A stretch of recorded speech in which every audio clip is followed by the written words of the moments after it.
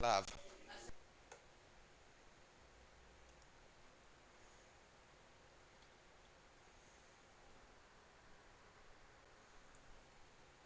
I think I'm live.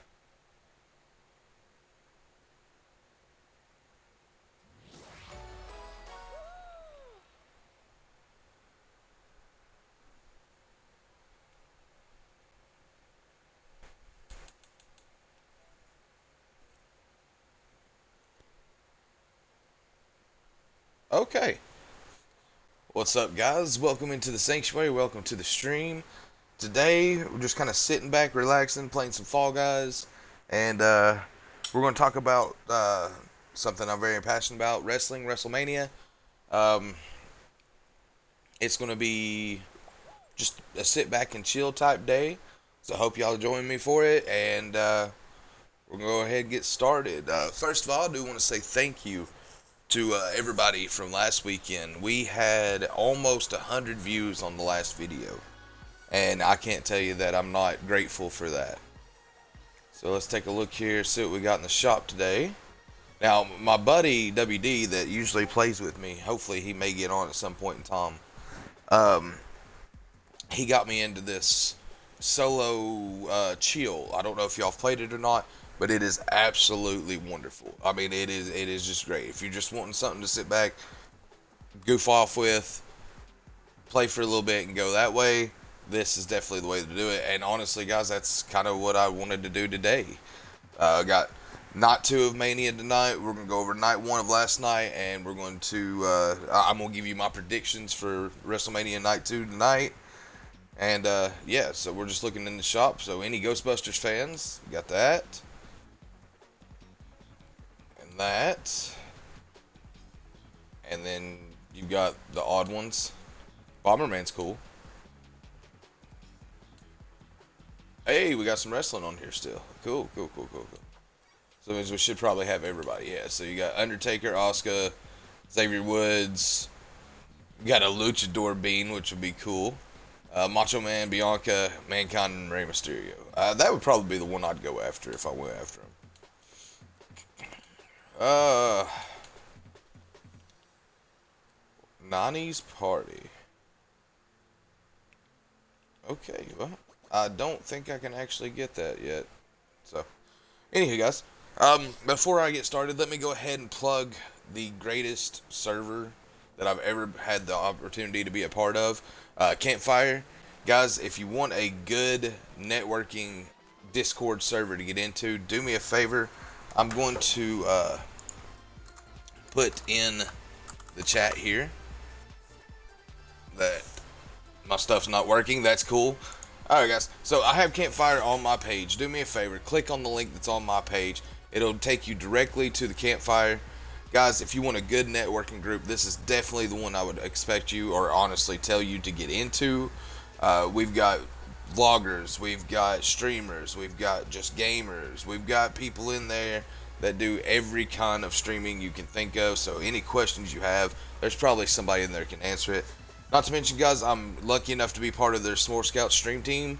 It's a team that's on Twitch. You can check us out. There's probably 30-ish of us out of the almost 1,750 people we've got in the group, maybe even more now. But do me a favor, guys.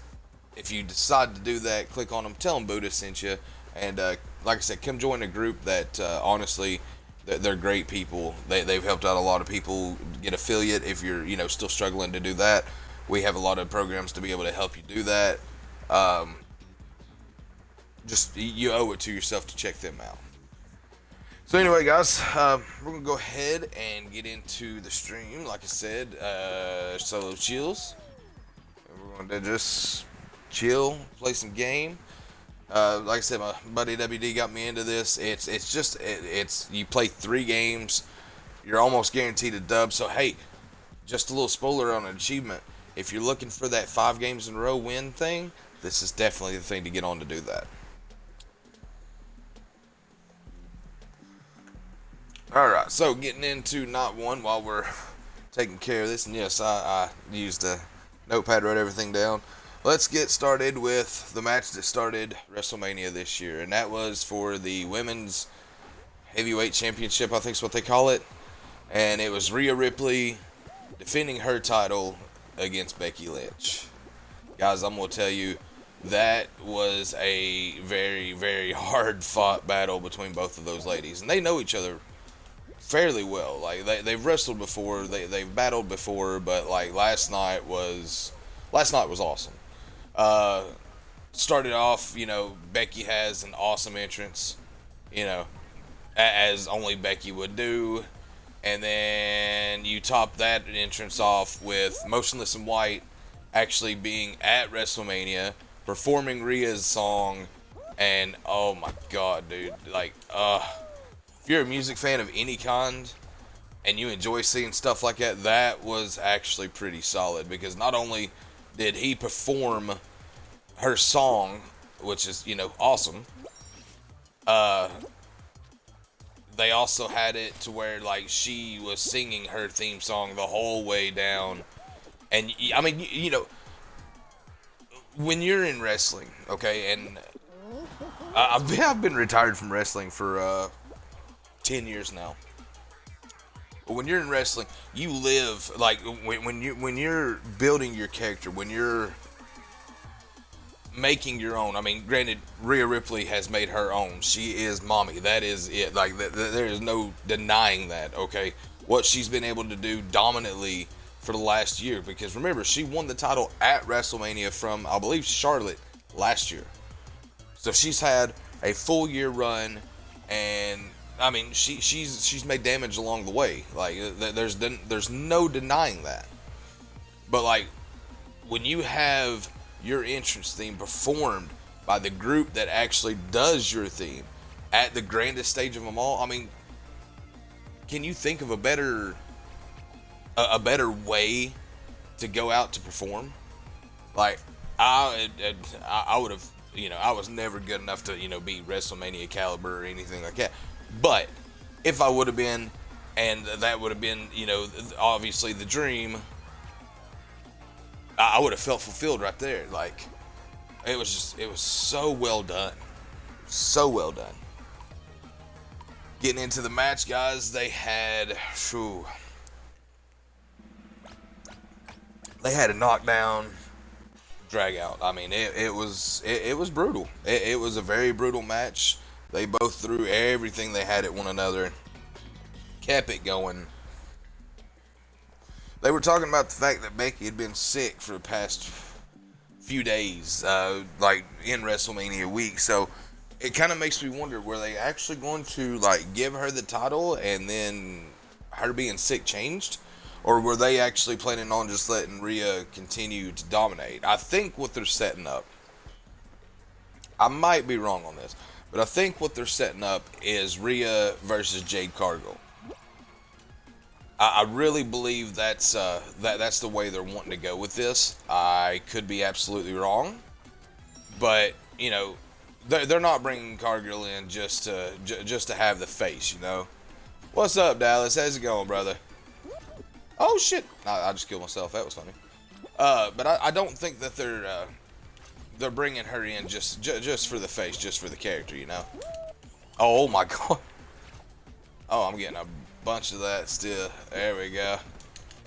Oh my lord, I can't. But I don't believe they're bringing her in just to have her as a face. I really believe that they are bringing her in to be, I mean, if you all don't know anything about her, when she was in AEW, guys, she went 52-1, 53-1, something like that. Like, she was a dominant force there. And I mean, yeah, they honed her that way, and rightfully so. I mean, the woman is completely beastly. Like, just saying that as honest as I can, really. But they groomed her to be a scary competitor, and kudos to them. They done absolutely that. WWE brought her in. I think they had different plans for her before they actually decided to do what they done with her. But I don't I believe that they would have rushed her if they would have had her in Elimination Chamber, had her win that, and then beat Ripley for the title that quick. I really believe that would have been too fast, and it would have felt like I think Triple H is the one that does like all of the booking and stuff now. I mean, like he's the one that like ultimately says yes to everything. And Triple H is a mastermind when it comes to telling stories. I mean, the man has been in some of the most prestigious storylines in WWE history. I mean, DX was, for me as a child, and for anybody that's probably mid 30s into, going into 40s, DX was a lot of your childhood. And if you try to tell me any different, I'll tell you you're wrong. Hey, you keep hitting them moats up, Dallas. How's it going, brother? I hope you're doing well.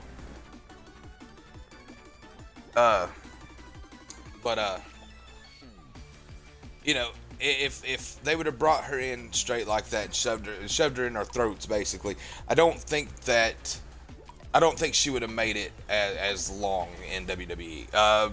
Rhea Ripley, for instance, like she came as just a very shy Australian girl, and I mean, if you ever like watch like stuff from her past and stuff like that, like she looked completely different than what she looks now.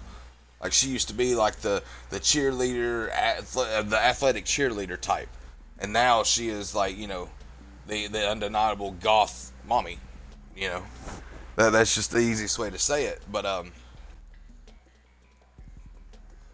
that match last night, I mean, Becky showed a lot of resiliency. It took basically 3 riptides to finish her off, and the one that was against the turnbuckle was a little but then there was also a few things that were done during that match that just, in a way, they made sense, in a way they did not, but overall it was just for the story, and the story for that match was just absolutely wonderful.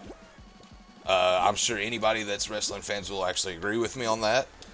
I don't think they could have really done a lot more to make that match as pure as it was. What's good, Skillet? How's it going, brother? Oh shit, going down. Got Dallas, burning up the freaking emotes, guys. It's crazy. There we go. Now we got emotes everywhere. Let's go. Like I said, as you see, three games and we got a dub. It's a calm, cool, relaxing thing. I hope you guys are checking out the new setup. Like, I moved everything around, so now you can actually see my comics, my stoner signs that my wife got me on the door. Hopefully the lights show up. They don't, but you can kind of see them overneath. So I'm doing good, man. I'm doing good. Hope you're doing good. Are you streaming today at some point in time, Skillet?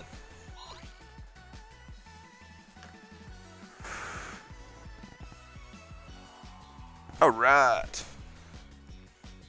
Patrolling the Mojave almost makes me wish for a nuclear winter. Cannot have a stream. Just being honest, I cannot have a stream that Dallas is in without having to read that same comment. That's just that's his insignia on my streams. If he's in the stream, you better believe you're going to read. I'm going to read that, and you're going to be awesome, man. Awesome. So if you're just joining in, we're chatting about Mania last night. Going over the first match right now, which was Rhea Ripley against Becky Lynch. Rhea did end up retaining her title, which was awesome. Getting back to it though, it could have went both ways, and I can be over here 1 minute and over here another minute, so I'll just go ahead and let y'all know that. But it could have went either way, and I think I would have been happy. But both women have been. I see that. Yeah, everybody's joining in on the spamming, so let's go. Spam like crazy. And thanks for the check-in, by the way. I will make sure that you are in the thank you, which I don't know if I did last time. I hope I did. If not, I am very sorry. I was very pleased with how last stream came. I'm already starting off great this stream. For all of you that are in here, welcome, hello, welcome into the stream. We're playing some relaxed Fall Guys, just chilling, chatting with you guys, talking about WrestleMania nights 1, and we'll get to 2 here in a little bit. But anyway, guys, like I said, it could have went both ways. Either woman could have won, and honestly, the stories would have been great either way. You know, Becky still looks solid, even taking that loss last night. Like, she showed a lot of resiliency, a lot of girth, so to speak. They built her. I mean, she took some damage. She took a lot of damage. You gonna make me walk this way? Thank you. And she was still able to pull off a good event. The only thing I didn't care for last night was they had Ripley do a riptide onto the turnbuckle, and I don't know. I'm biased when it comes to turnbuckles because they're there for your protection, so I don't really see where like it actually hurt her to take it on that. But I mean, the way Becky sold it, however, was solid, and Ripley going right back in, grabbing her for that second riptide to finish it off was just amazing. But you know, there's no love lost there. That was a respectful match on both ends, and I believe that I believe we may see another match down the road with them. Look at all the emotes in the chat, guys. If you're not like emoting in the chat, guys, y'all need to be, because like that's all it is right now is emote central. But I still think there'll be another match between them. Then again, I might be wrong. Like, there's been talks that Becky and Seth might be taking some time off, you know, to do some stuff with their daughter. And if so, hey, rightfully earned. Becky's been working her ass off since she came back, you know, getting her way back to the top. She's done just that. She's took out everybody along the way. And then you've got, you know, Rhea. That's, like I said earlier, she has been dominating the women's division for the last year, and it looks like, you know, there's no stopping her now. But overall, guys, that was a great opening match to Mania. Like, those women put on a show, had the crowd into them the whole time, and honestly and truthfully, I really believe that they could continue that story on. So we're moving into our second game of Fall Guys Solos Chill. Like I said, if y'all haven't tried this game out yet, do yourself a favor. It's if you just want something to chill, sit back, relax, have a little fun with, possibly get a dub. If you're trying for the hard achievement of 5 games in a row, what's up, Sunshine? How you doing? Then I would tell y'all to definitely try this out, because it is a blast. Oh, that's the wrong door. So we'll move into the next match. Next match on the card. I might have these out of order. I don't remember 100%. So, oh my God, none of these are right. There we go. 4 times charm. Oh, hell yeah. One times charm on that one. Let's go with this one. Hey! Okay, it's been right for like the last 3 days, and it's still right. Alright, let's go. We got this dub. Play basketball with herself. Oh, yeah. Alright. Yeah. Gold medal. Let's go. So, going into the second match, guys. Okay. This one we'll probably talk about for a minute. We are talking about the 6-man ladder match. Or, sorry, 6-team ladder match that took place last night. Oh, man. I tell you, that was chaos from start to finish, guys. I told my wife before the show started that I had a feeling that they would split the tag team titles back up. They kind of let that known beforehand, but not in the words of saying, "Hey, we're going to split the titles." Michael Cole on SmackDown or not Michael Cole, might have been the other guy. But anyway, SmackDown announcer was saying that the match would continue until both sets of titles had been retrieved. And then when they actually started the match, you had the SmackDown titles on one and the Raw titles on the other. And I told my wife, I was like, that's it. That's for sure happening. They're gonna split the tag titles. Funny little bit, like through the first couple of entrances, is they couldn't get the videos for the entrance to work correctly. So that was kindly amusing. You had let's see, you had they hadn't even got the thing. The lady hadn't even got finished with saying what she needed to. My lord, this chat, guys, is on fucking fire with the moats. It's crazy. But they hadn't even got the rules of the match out of the way, and they were already trying to switch the videos over. So got a good laugh out of that. I will let you know, guys, you got ads incoming soon. I'm gonna start trying to interpret that into my videos, that way you all can see them. Anyway, so look into my eyes. Why, Dallas? Why? Just why? Jesus. Oh, that was the end of the second one. Yeah, we won that. Okay. Golds all around. Let's go.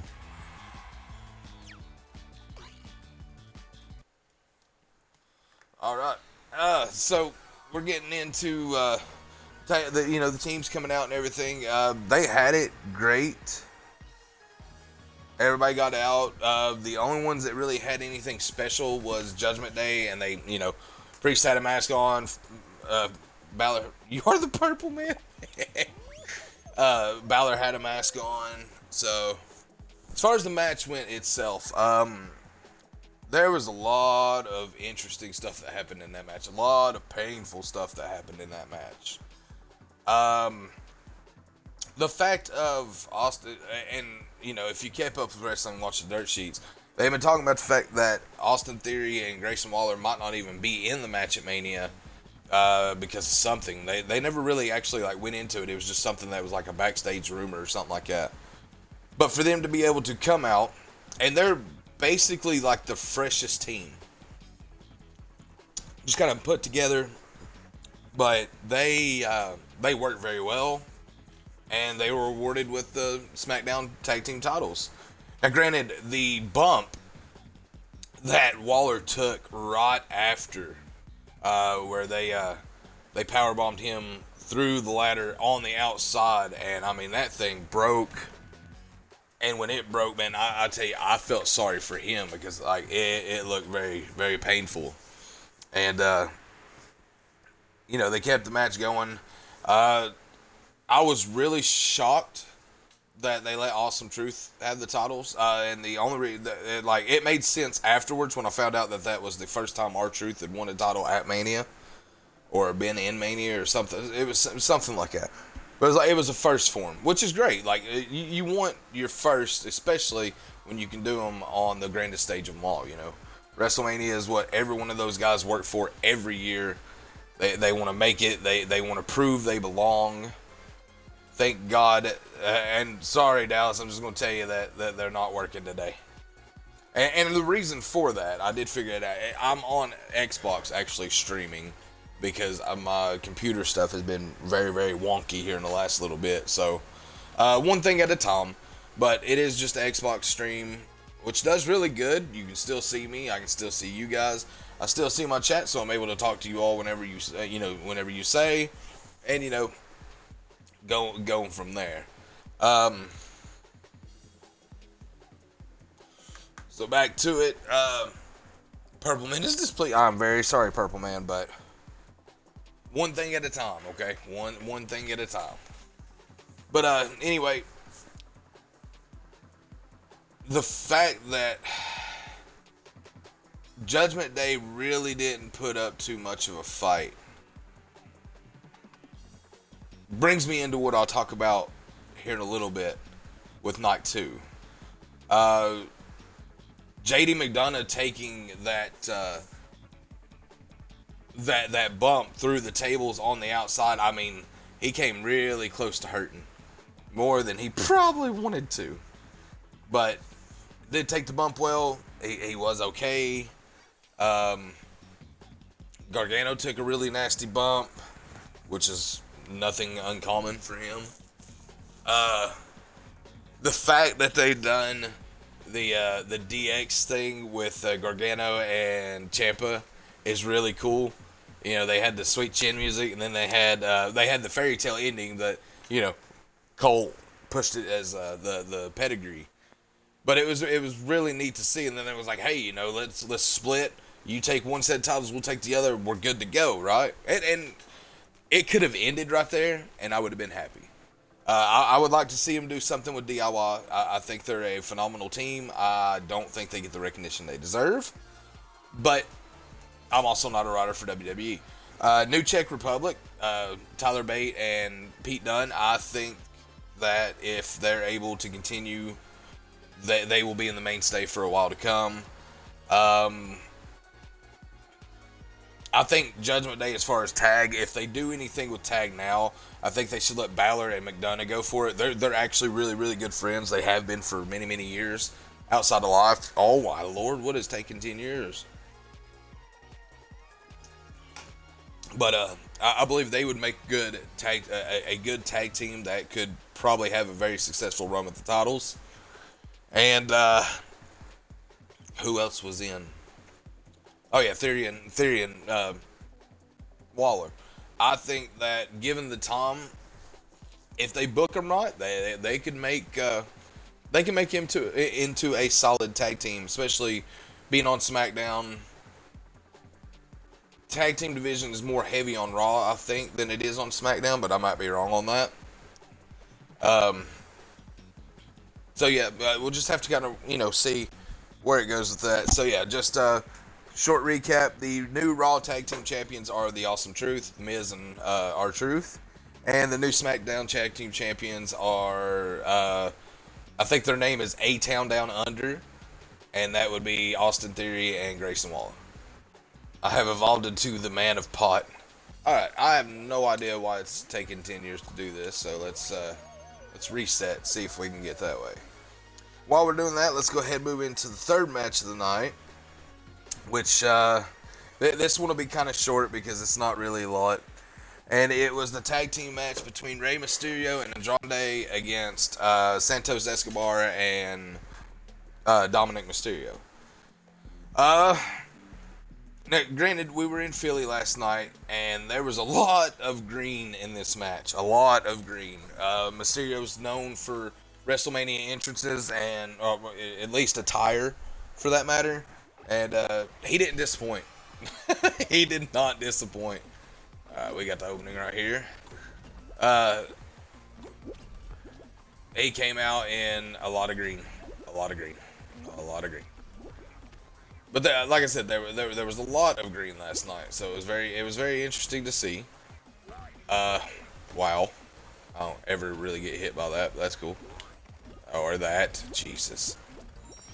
It's okay. I mean, we're definitely gonna win. Woo! All right, we're in. It was very interesting to see.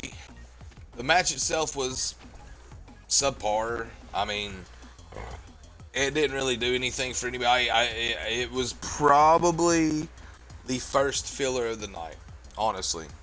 Probably the best action of that match would be towards the end of the match. You had Dom going for a chair on the outside.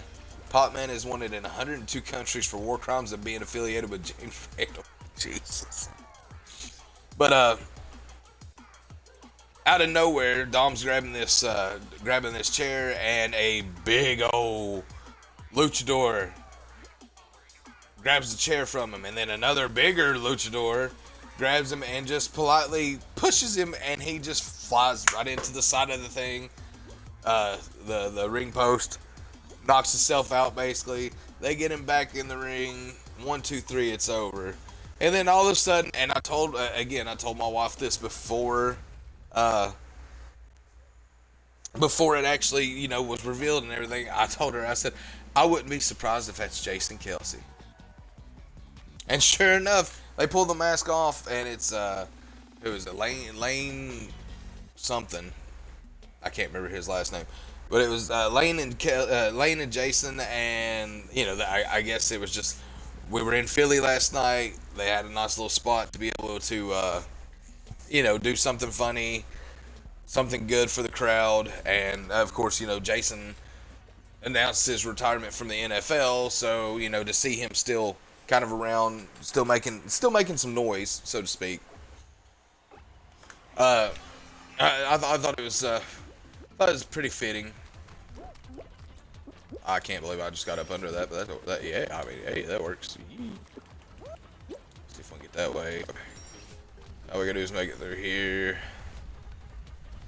But anyway, it really done nothing for the match. I don't understand the match anyway. I know that on the low part of that, it was the LWO taking on I can't never the family. I can never actually get that out correctly, so I'm not even going to bother with it. Legado del Fantasma, I think's how you say it. I may be wrong. I may have butchered that, and if so, hey, I'm very sorry. But it really done nothing for either team. If anything, it made Phantasmo look a little more weak. Because, I mean, Ray just beat Santos. No, sorry. I'll take it back. Santos just beat Ray. And then, it was like not even a week later, oh, well, now I'm going to beat you at the greatest stage of them all. So it really done nothing for me. It gave him a WrestleMania moment. And to some, like I said earlier, that may be all they want. It's just that WrestleMania moment. So anyway, again, quick match, very, very big filler, and yeah, so we'll move on to the next one, which would be the second filler, and I'm sorry, but this is probably the most boring match of the night, and that would have been Jimmy versus Jey Uso. Now, coming into this, I wish they would have been given more time. If you think back, the last brothers to face one another at Mania were Matt and Jeff Hardy. And they done so much more with that than they did with the Uso match. They had their own vignette. They had their own, battle video. They had their own song. If I remember correctly, it was it's called Crash. It was by a group called Decipher Down. And they had everything for that match going. Now granted, that match unfortunately was lackluster as well. And you really think, and this could be just me, but you really think if they are going to have brothers go at it, let them go. Let them just beat the immortal hell out of one another, because they can do it. They've been around each other all their lives. They're twins, so they've been around each other all their lives, just like brothers, just like sisters, just like family in general, all your life. That could have made for such a better match if they would have given it the proper amount of time. They would have built it more. I mean, granted, yes, I understand that, everything is based around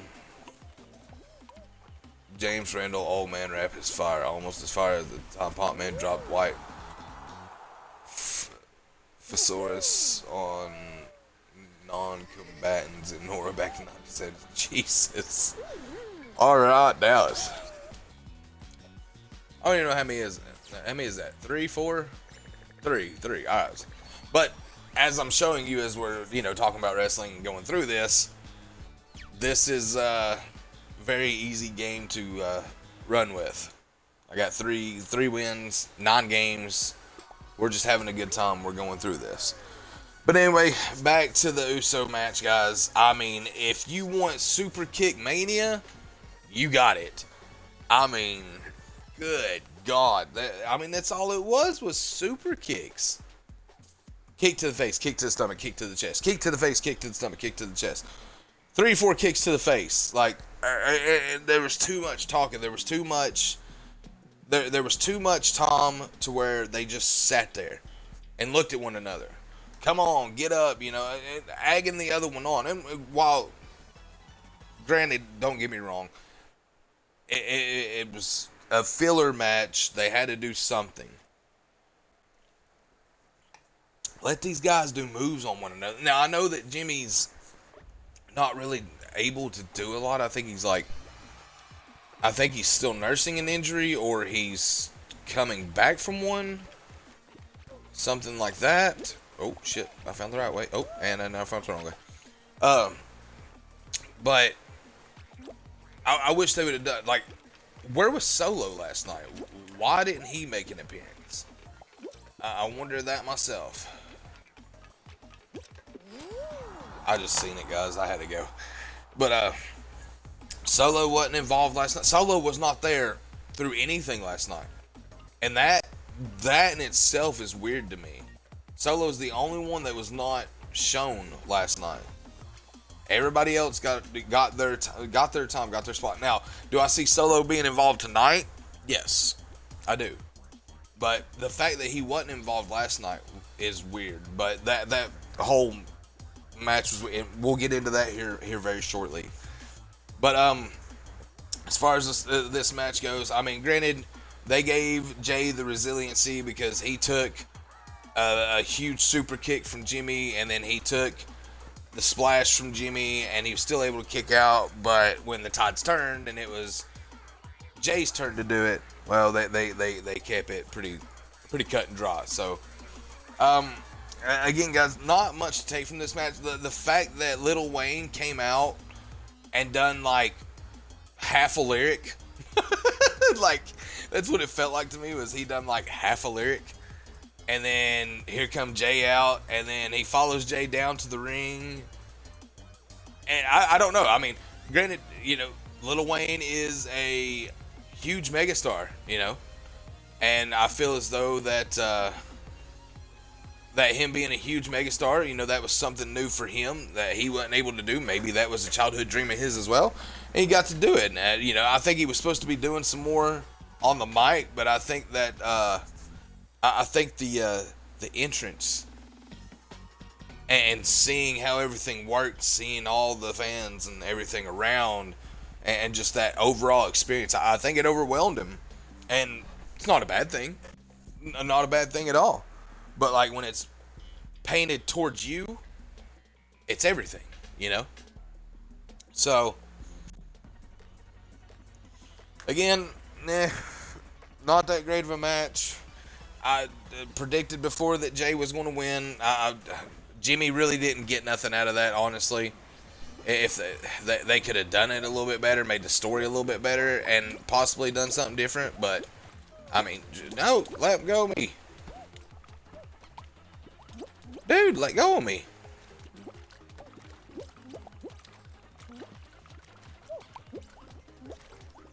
Get out of here. Alright, but just saying, like, they could have done so much more with that match to make it better. And I feel as though they dropped the ball on that one a little bit. I would have to think that, like, Rikishi is probably pissed off about that too. Because he was actually looking forward to that. But, at the end of the match, they had, kind of a, he won the match, but at what cost? I mean, you knew going into the battle what it was going to be. So, don't second guess yourself afterwards, That's kind of the way I look at it. And the only thing I could say that could possibly happen tonight is that Jay's bitter demons, so to speak, are eating at him, and he could possibly try to help Roman win tonight. Bloodline rules. He's still part of the family. Could happen. Could be his way back in. Never know. So anyway, guys, let's move into the 6-woman match, okay? This was a filler match as well, but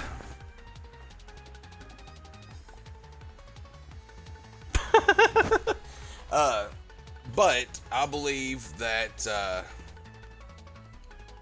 they done really well in getting Jade the spotlight she deserves. She looked really strong in that match. She came in, she took out everybody. It was nobody thought that Damage Control had a chance in hell, and they really didn't. Like, especially when you're trying to build up a new star, you're not going to have them lose when they look that dominant, okay?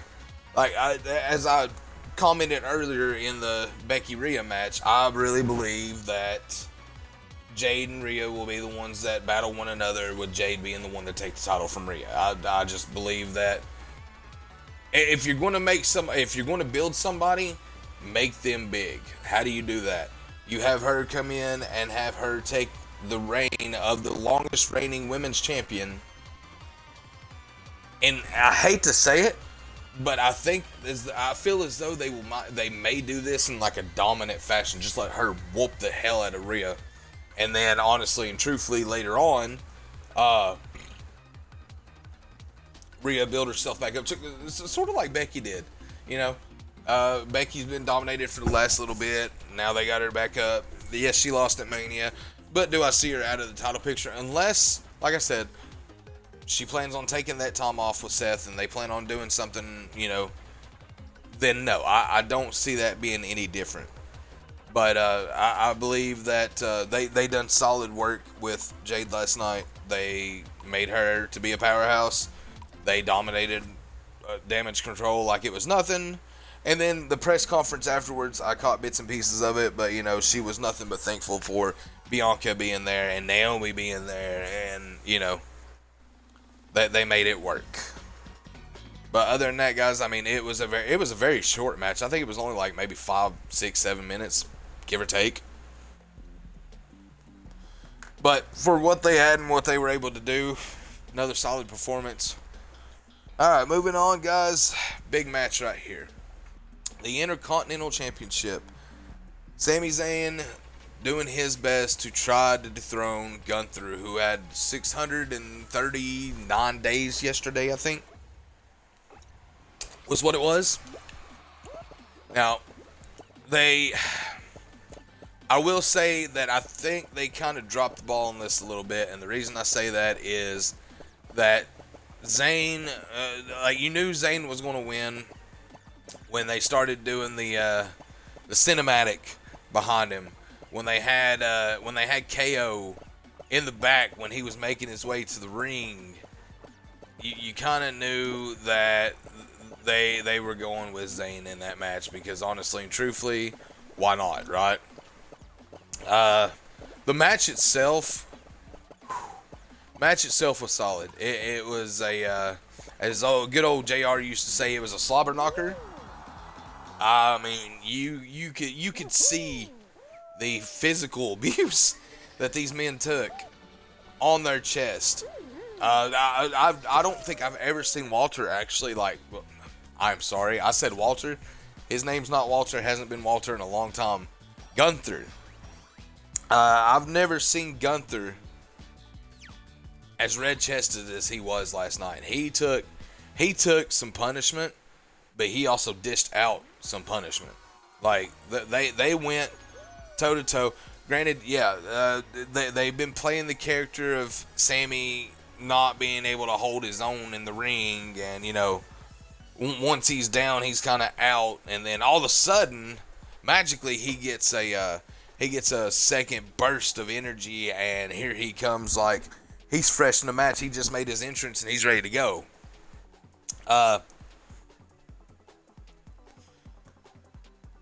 I will say he took 1, 2, 3, 4, 5 power bombs, I think, last night. Took 2 splashes off the top. Got put in the chokehold. What up, WD? How's it going, bro? Thanks for the alert, brother. But he took punishment. He took a lot of punishment in that match last night. And I really just think that they showed his resilience. Now, something I'll go ahead and say, because it kind of went and was said last night when he was making his entrance, and he, kissed and, loved on his wife and everything, and, told her thank you and everything. And then he walked a little further, and Chad Gable was there. Chad Gable said something last night, and I'm telling you, this is going to be grand. Chad Gable looked at him and said, "You owe me a favor." That favor is going to be that Chad and Sammy go at it for the Intercontinental title. That will be an amazing match. That will be... Oh, hey, baby. Thank you for checking in. But that will be an amazing match when it happens. But as far as the match itself goes, it was brutal. It told a lot of story. It showed Zayn being the underdog and being able to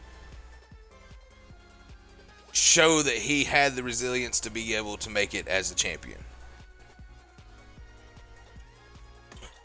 The fact that they had Gunther, just completely dominate him, was what it needed to be.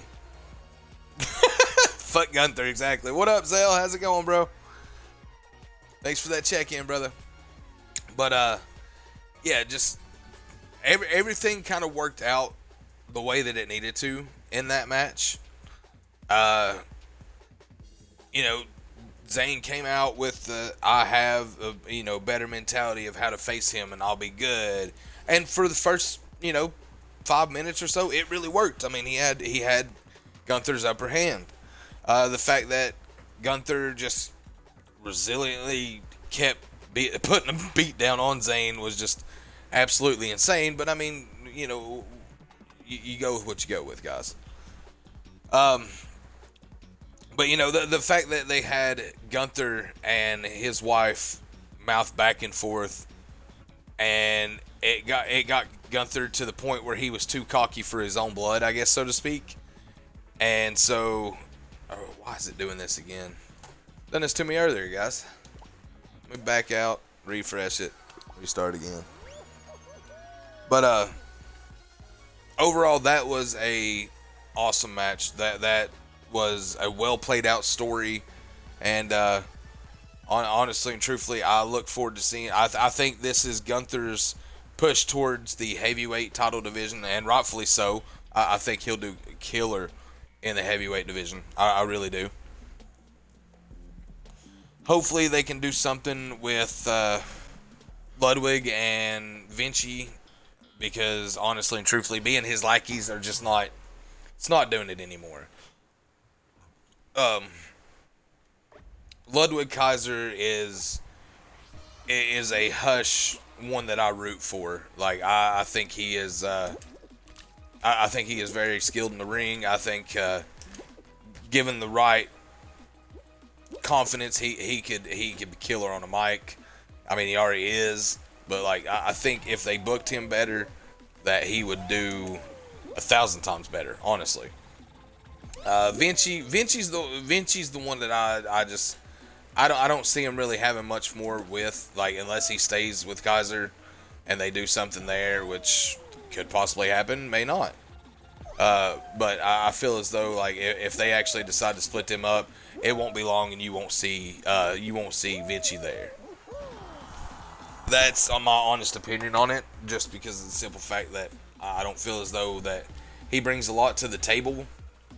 He's there. He's got a good build. He does wrestle well, but his character is just stale. But I believe that Gunther is heading more towards the heavyweight. He had a very, very, very successful run with the Intercontinental title. Again, 600 and I think it was 39 days. I might be wrong on that number, but I know it was somewhere up there. He had almost a full 2-year run with it. So, I believe they'll let Zayn keep the title for a little bit. If he loses it, I believe it will be to Gable. I really believe that storyline will work itself in very shortly. So yeah, guys, let's move ahead into the final match of last night. The tag team match, the biggest tag team match in WrestleMania history. The Rock and Roman Reigns versus Seth Rollins and Cody Rhodes. Where do I begin with this match, guys? The entrance of The Rock was absolutely awesome. It was bullshit. But it's all part of a bigger story, and that's exactly what they're running with on this. And honestly and truthfully, the way I look at it, as they're putting everything they can against Cody so that when he does finish the story, it feels more complete. Do I think they needed to add the stipulation to Bloodline rules? No. Do I think that we needed this tag match last night? No. But it brought viewership. I don't know if anybody's seen the number last night. It was like 72,005. It was like 72.5 and some change. So, solid number to be at that field at one time, enjoying a show, okay? Rock's entrance was awesome. He came out with the People's Championship that had been given to him the night before by Muhammad Ali's wife. I thought that was cool. Like, this is probably going to be like his last Mania, I would think, because now he's headed. He's on the board. He's got his football going for him. Which, if y'all haven't caught that shit's pretty good. Like, I watched a couple of games so far, and I've not been disappointed. Oh shit. I about fell.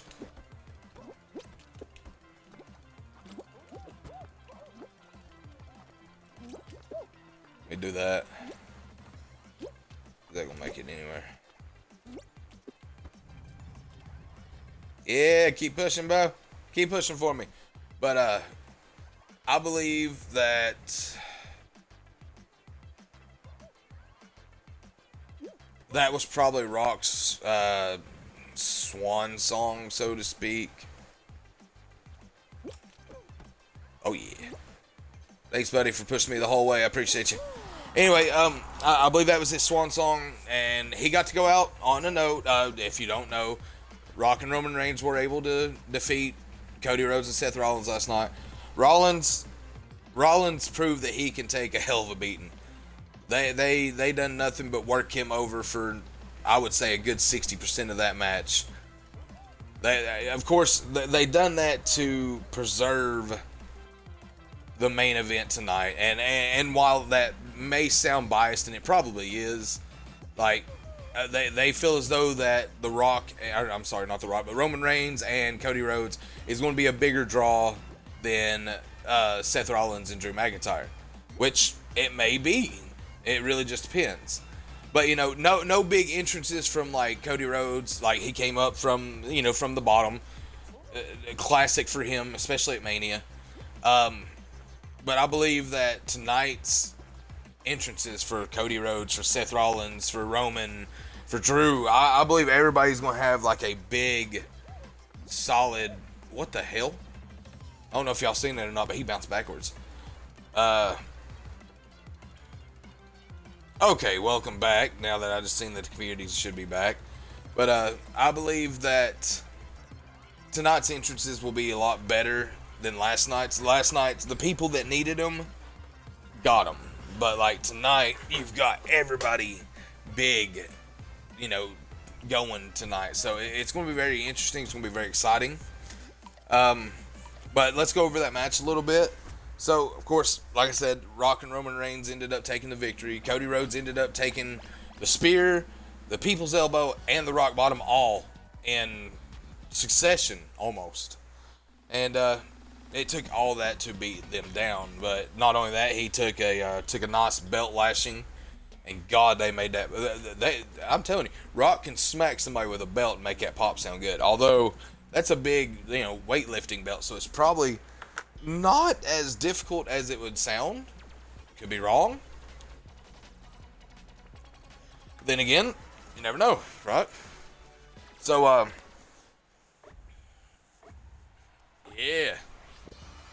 So he, they took a pretty good beating. And, of course, now it's Bloodline rules tonight. I felt as though that last night was really Bloodline rules. I mean, they really, Rock and Reigns were able to do whatever they pleased. I mean, Rock deliberately takes and punches Cody Rhodes in the nuts Or no, sorry, it was Seth in the nuts. And then just looks, hey, what's up, Fate? Simply, how's it going, girl? But, you know, he just basically punches him in the nuts, looks at the ref and is like, do something about it. So I feel as though that, like, basically we had Bloodline rules last night. So if that's what we've got to look forward to, I really believe that Cody's going to end up taking it. Oh man, night one was great. I actually just the first hour I've been on stream. Dance party, let's go. What's up, Jester?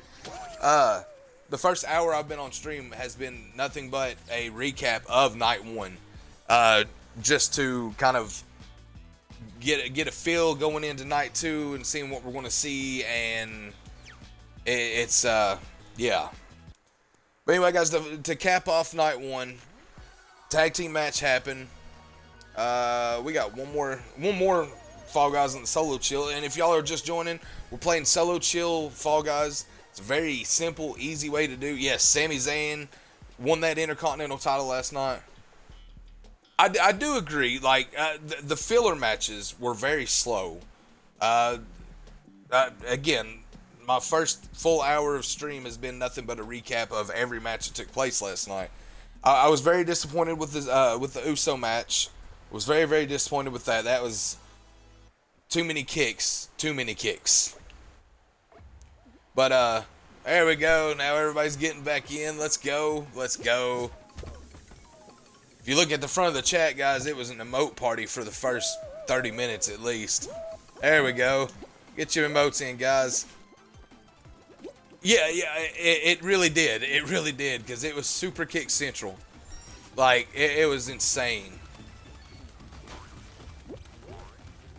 Shit. Yeah, Skillet was part of it.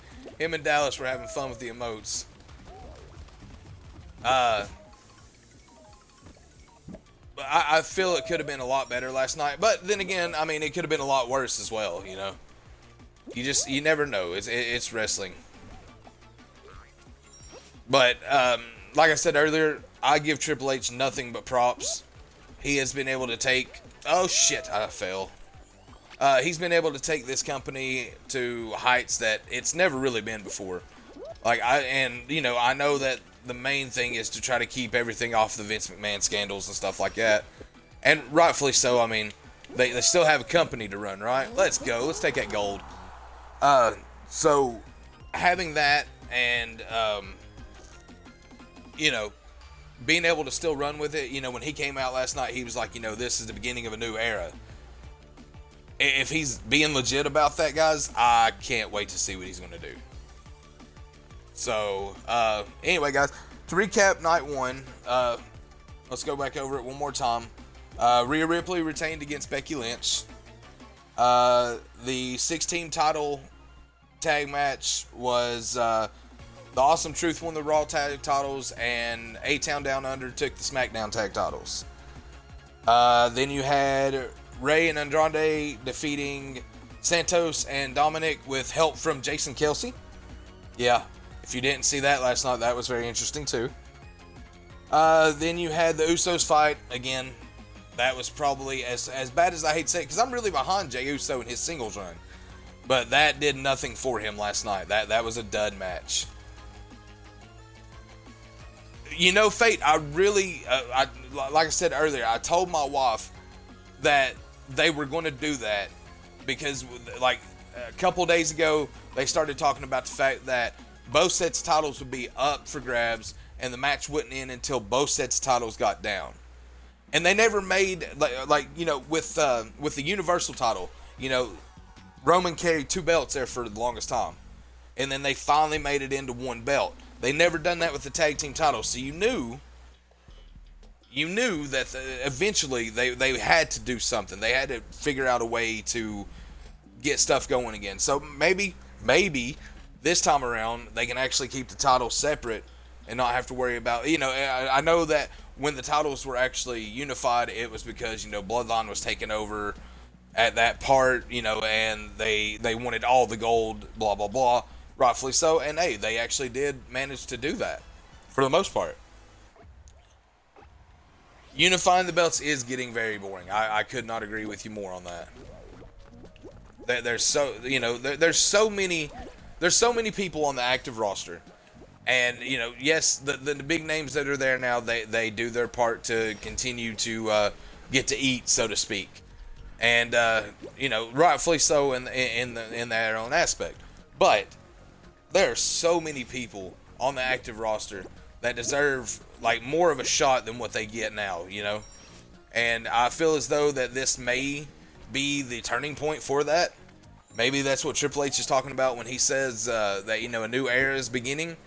I can only hope, honestly, that that stays like that, and we continue to see that. Gold again. Let's go.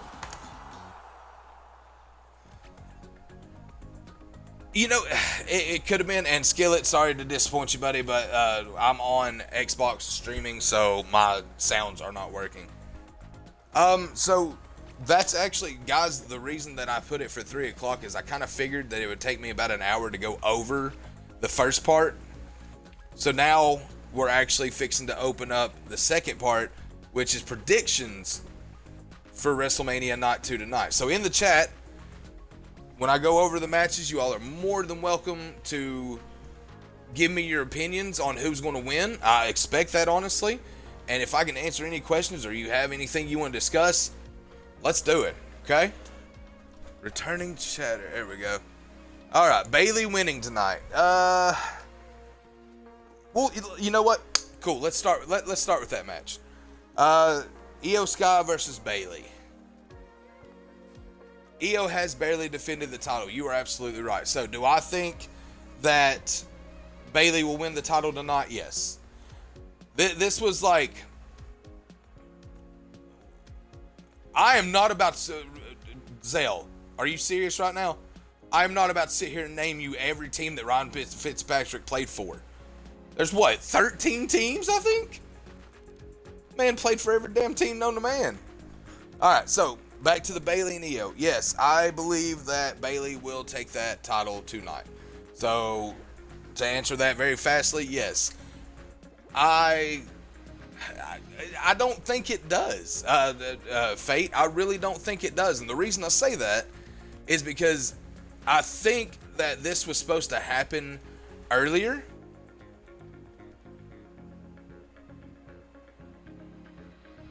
Well, you have, because I only stream once a week, Stein. That's why. But yeah, hell yeah, let's go.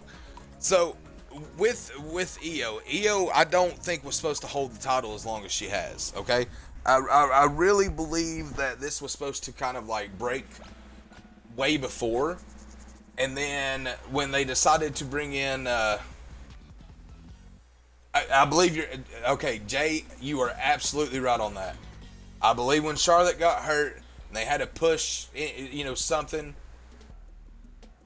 Well, the reason that Sasha went to AEW is because they paid her like double what WWE was going to. Like, seriously. Hello there. But yeah, that was the whole reasoning behind that. Charlotte getting hurt, like, I think we were actually gearing up for another. Oh shit, gotta jump. I think we were gearing up for another Charlotte Rhea like feud, and they had to make something work quick because everything happened so quickly. We are actually talking about night 2 of WrestleMania, which is tonight, Stein. Is this going to move or am I good here? Nah, I think I'm good. Oh shit, no I'm not. Yep, no, you ain't hit me, buddy. Alright guys, so that right there, yeah, actually, Fate, I believe you might be actually right. I think she is a 14-time champ. And if anybody's seen the videos last night when Rhea got backstage, Charlotte was actually one of the first to actually like embrace her and tell her, hey, that was great, blah, blah, blah. I am actually going to, give me just a second here, as soon as I can get out of here. I am going to invite WD to a party so he can join in. I don't think he's like much of a wrestling fan, but we'll see what happens. Anyway, yeah, I agree with you, Fate. I don't think anybody will surpass that. I don't think anybody will touch that number. So Charlotte really doesn't need to be in the running for a title. Even when she comes back, she doesn't need. You think so, Stealthy? You might be actually right about that, honestly. What's up, WD? I think he's here. He joined, didn't he? Yes. Okay. You are alive. All right, Fate. So I said this earlier when I first started to stream. I believe that Jade will be the one to end Rhea's reign right now. And the only reason I say that is because of the fact that they're building her to be like a dominant powerhouse. What better way to test that theory than to put her against said dominant powerhouse? So, WD, you're joining in. We are actually talking about night 2 of WrestleMania, which is tonight. I don't think, Stealthy, that it'll make... I don't think it'll make it that far. But, Fate, I do see your point. She did sign with SmackDown. Going after Bayley doesn't seem like it would be as big. Going after Io, if Io just, is to retain tonight, I don't see that really doing anything for Jade. But going after Rhea will be crazy. All right, Stein, thanks for the alert, buddy. Good to see you. Draft is coming soon, so we could see a lot of shit move really fast. And honestly and truthfully, Jade being moved to Raw, I mean, does that not set up a storyline in itself right there? Go from SmackDown to Raw. Rhea sees this and she's like, "Oh, okay." That's fair. That's fair. Shinsuke deserved a better run than what he got. So anyway, guys, on the end of first match here, I'm taking Bayley over Io, and you might be right about that, Stealthy. She may not be ready to. I mean, she looked pretty dominant last night, but she was given 10 moves, maybe, give or take. And I mean, she did, she done her finisher pretty decent. But I'm not much for the whole taunt when, lean back and taunt and the whole thing. I think that's just, I don't know. That's too much for me. Overkill. There we go. That's a good word for it. So I'm on like a 6-match winning streak, I think. Yeah, I lost one last night, bro. Oh, it was so sad. It was so sad though. I was in blast ball and it was like 3 seconds to go, and like I thought I had moved the right way, and I ended up not. I got my twin right here with me. Let's go. Ow, I just got smacked by a fucking ball. And again. Yeah, I'm at the top. Oh god. Take that dub. Oh god, he back on me. Let's see. Let's catch up on the chat here. Alright, so to Zell's point, they do have a bad tendency to push people who aren't ready. They did do it to Lashley.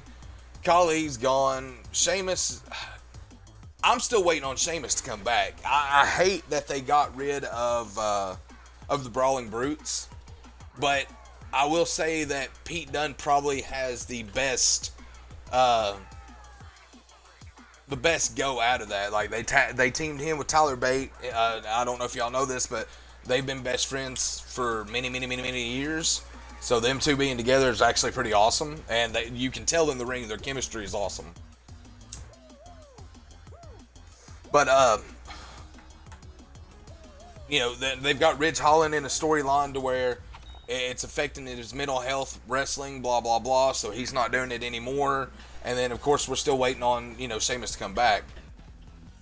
But getting back to it, let's go over the second match, guys. Let's go. Speaking of Lashley, Matt, let's go with Lashley and the Street Profits against the Final Testament.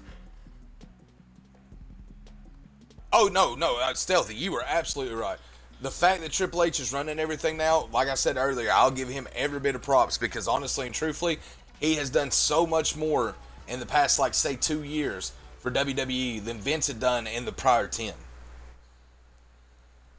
And you can quote me on that. Like, you can seriously quote me on that. I'll take that.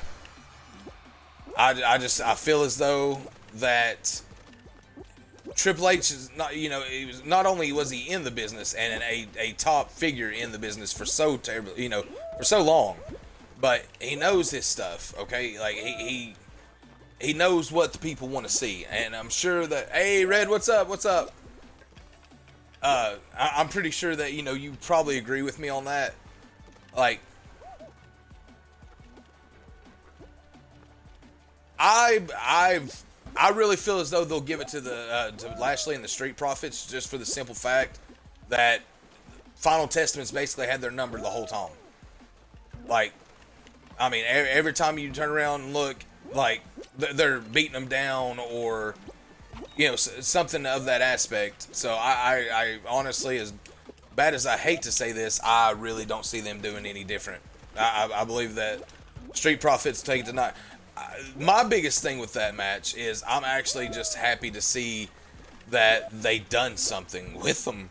Honestly, I really feel as though, like, this was just kind of a thrown together match at the end, just to have something there in that spot. Otherwise, you wouldn't have seen any of those guys at the last event. Damn it, I need one more. I've been really slow on this one. There it is. Okay. So yeah, I believe that Lashley and the Street Profits will take that victory tonight. I just believe it'll be played out as redemption for them of being, beat down by the Final Testament for the last little bit. But I would like to see them do something better with the Final Testament. I think that stable could be a force to be reckoned with, given the right direction, given the right booking. So, yeah. Like, if they book them to win key matches and things like that, I think.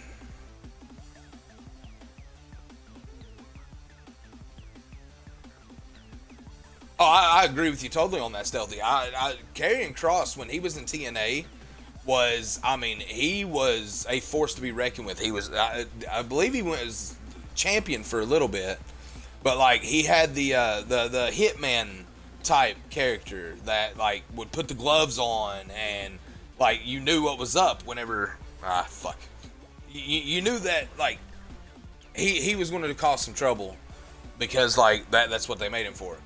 He was great in NXT because he was still used correctly. Like you said, he wasn't used good the first time they brought him up. Like, when they put that stupid mask and stuff on him, like, they just ruined that character for him.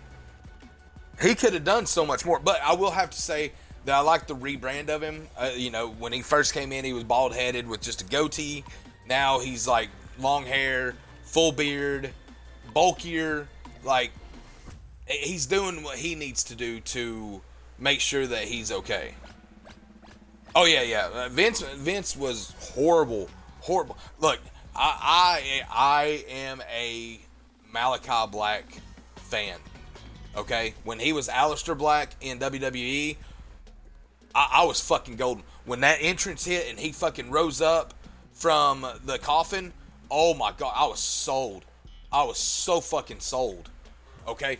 And the fact that he was just, he was great in the ring. They had so much with him. They could have brought him up and done something with him better than what they did. And I swear to you, he would have made them money. Like, a lot of damn money. Black Mass was a lethal finisher. You are not wrong. And he still uses it to this day. Even though he's, Malachi Black in AEW, still doing great in AEW. Like, he has a nice little stable that he's had together for a while. There's no, like, big story with him, no, but, they're still featured. Everything. Like, they fucked up getting rid of him. And honestly and truthfully, like I've heard rumors that him and Buddy Murphy both are supposed to be going back to WWE. You never really believe what you read until you really see more proof. But it's not out of the realm of possible. Buddy Murphy be going back, obviously, to be around Rhea. Malachi would be going back, to be around Zelina. So it would make it better for them because, I'm sure, I'm more than certain that when you're on the road, as much as they are, which I think is like 340 days a year or something like that, like, it's hard to have a relationship with nothing, And I believe that it really is. It really is. So I believe that this would be beneficial for both parties if that actually does happen. But I hope and pray that if Triple H does bring Aleister Black back, he gets one of two things. One, he gets a lengthy title run wherever it may be. Throw the Intercontinental title on him. He would fucking make it work.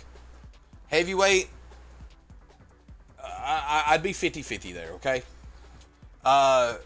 Or heavyweight champion right now is Roman Reigns. Been champion for like almost 1,400 days. Yeah, like he's been champion for a good fucking minute. Let's go with that.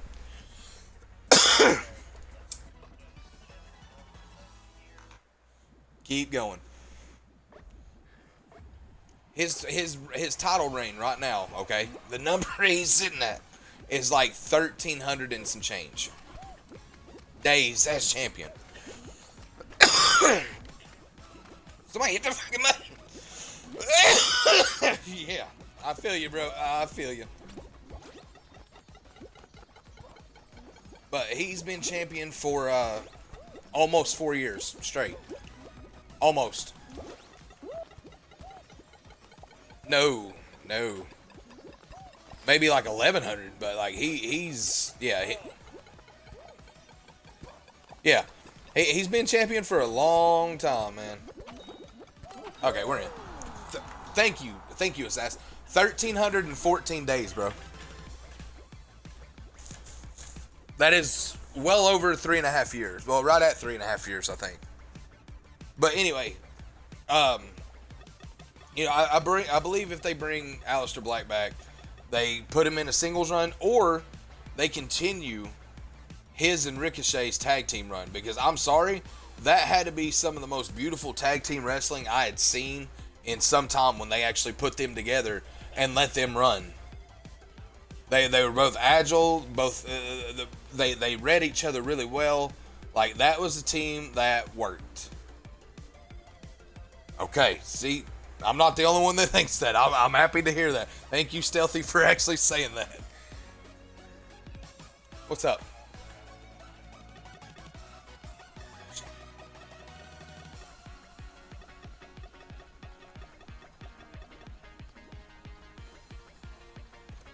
Bruno Sammartino. And I couldn't agree more, Stealthy. Like, their contrasting styles were, brilliant. You had technical, high-flying, submission. Like, they could do it all. You had Ricochet that, like, if you watched this past Monday night, brought out his actual, like, inner strength and threw freaking Ivar behind him. Done a fall-away slam on him. I was like, yes! Finally, they're letting him show his strength. But, I believe that would work. All right, so back to the card. Let's go over our first title match. This is the one that I'm really not looking forward to, and that would be Logan Paul, Kevin Owens, Randy Orton. The fact that they have Kevin Owens and Randy Orton so friendly in this is going to work probably one of two ways. Either A, they're just going to go in there and beat the hell out of Logan Paul for a minute, and then they're going to go into their own match. Or two, they're going to fuck each other enough, and excuse my language, but this is, you know, I think Logan Paul is going to retain, and I think it's going to be one of them screwing the other one over. And as bad as I hate to say that, I don't really want to say that, guys, but I feel as though that is the only reason that worked out. I don't think they're going to take the title off Paul just yet, especially with all the nice prom shit we get to see now.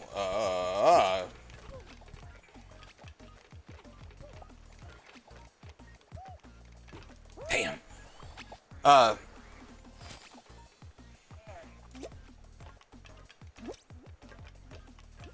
Oh my God, we think too much fucking alike, man.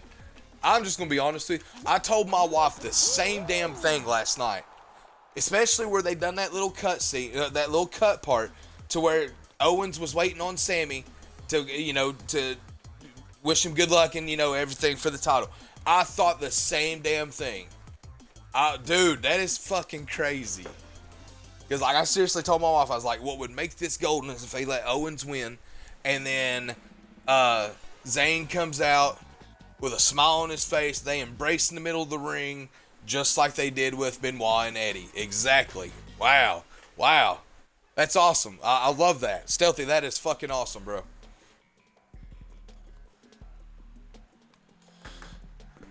But making a long story short, I really believe that Paul will retain because one of them will screw the other one over.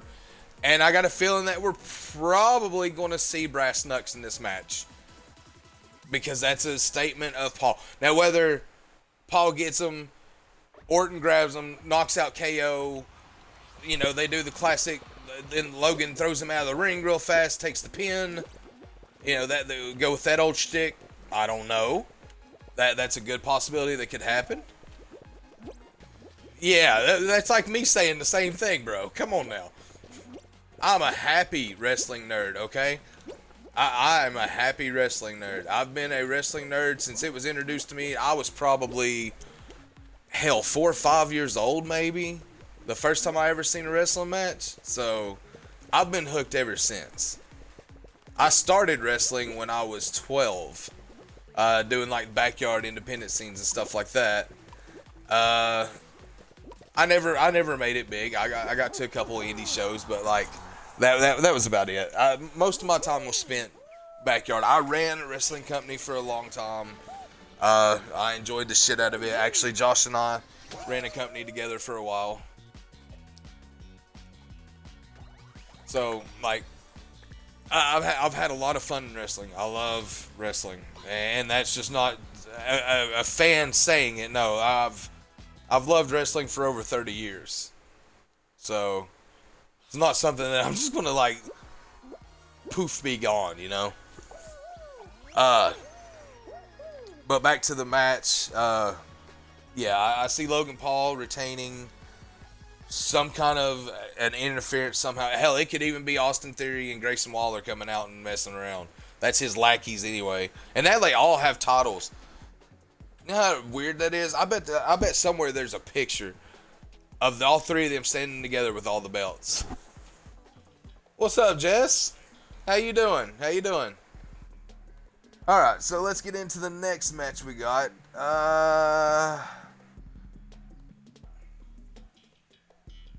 I don't deny you that any bit, Stealthy.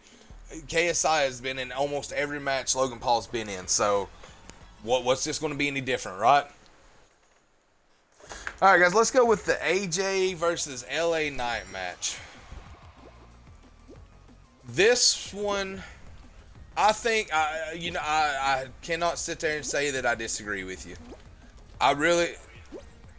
LA Knight is, he's another one. Well, actually, both AJ and LA Knight both came up through the indies, made a big name for themselves, and other companies had to rebrand themselves to come to WWE. I feel as though AJ's had better success in building his name. I think they try to push LA Knight too quickly, and they kind of dropped the ball because they wasn't ready for it yet. They wasn't ready to like switch titles yet. I really believe that LA Knight should be a title. Or I'm sorry, I believe that LA Knight should hold a title, even if it's just the damn U.S. Championship. I believe he should have a title already. Like, and that might be biased to me, but that's me being honest. I really, you ass, you. I thought I was in the lead, and then I see your name pop up. I was like, shit. But I really believe that they dropped the ball with LA Knight. Oh, Fall Guys is going great. We actually, as a matter of fact, WD, the guy in the party with me, was the one that introduced me to this mode. And this mode is called Solo Chills. And honestly and truthfully, it's you go 3 rounds, and as long as you can live and make it, you're going to win.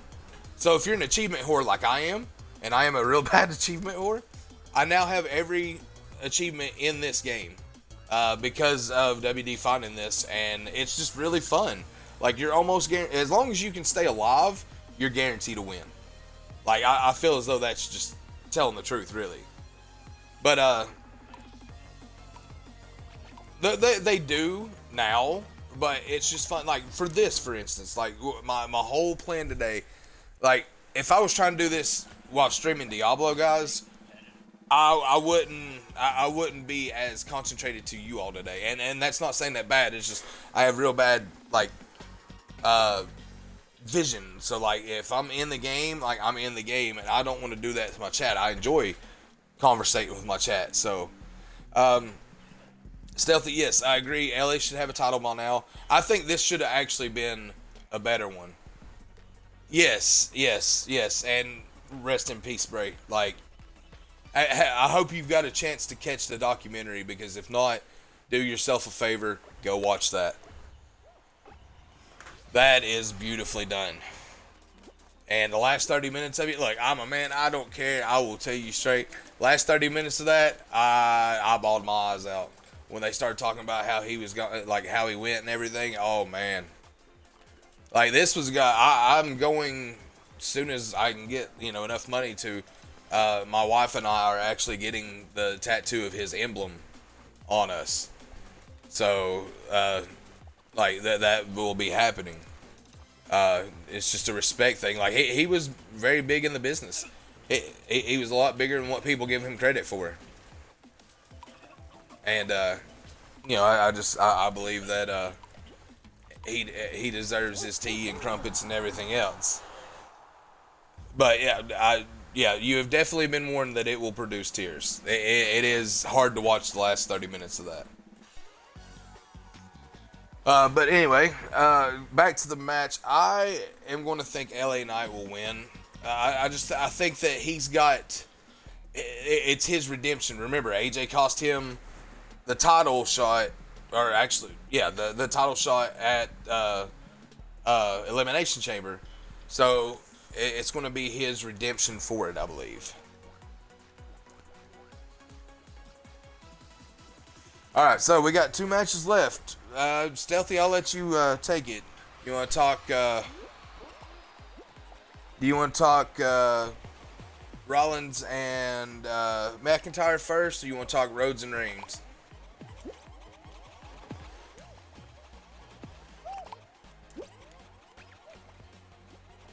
Kadoosh. Rollins first. All right. So, for the World Heavyweight Championship, guys, we have Seth freaking Rollins defending his title against Drew McIntyre, winner of the Elimination Chamber. Oh my God, I about died there. Winner of the Elimination Chamber this year, back in February. Am I right about that? Boosh! Goodbye. I think he still won, though, because I don't think he hit the bottom. That was funny as hell, though. Alright, so, Stealthy, here is my honest take on this, okay? I believe that Drew McIntyre will win the World Heavyweight title. However, I feel as though CM Punk will have something to do with it. Not meaning to, accidental. And then I believe that Damian Priest will come out with the Money in the Bank, cash it in, beat McIntyre, and be World Heavyweight Champion. That is what I croak. That is my gut fucking feeling that will fucking happen tonight. I think Drew wins. Bro! Nah, this dude in the chat, bro. Oh my god. Like, before I finish that, right? I look at the chat and he says, I think Drew wins, cash in from Priest. Like, fucking shit, bro. That is great. That is fucking great. Oh, that is awesome. Oh, man. But yeah, I believe that CM Punk will do something. I don't know what, but it will be accidental towards Seth, and it'll result in Drew being able to pick up the victory because of it. And then I think Priest will come out and show dominance, which, look, I'm a Damian Priest guy.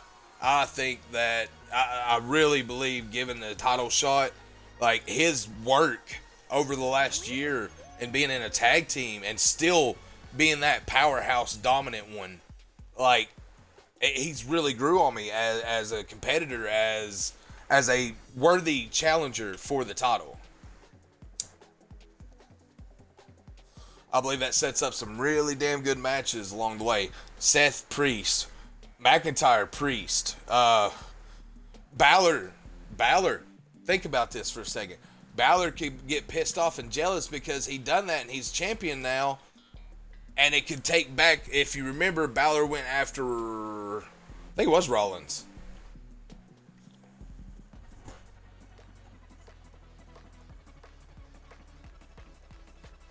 The only other thing I could see for a swerve is that Finn cashes in and wins the title. He put a fake contract in Senior Money in the Bank craze, went back and got the real Money in the Bank and put the real contract back in it. You could be absolutely right about that.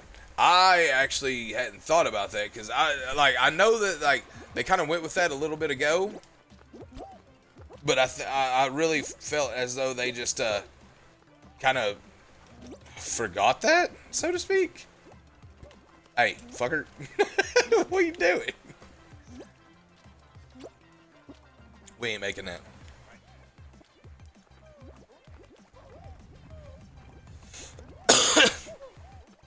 It would be yeah, I'm not going to argue that. It would be a hell of a swerve. Like, nobody would see that coming.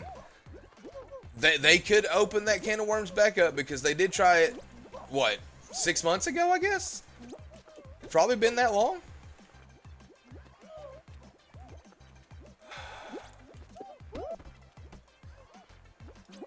But what, I mean, honestly and truthfully, man, we, like, whew, you gave me a lot to think about there, bro. I hadn't really thought about it being like that, but it could. Can you make that? Nope. Oh yeah, like, we'll definitely win.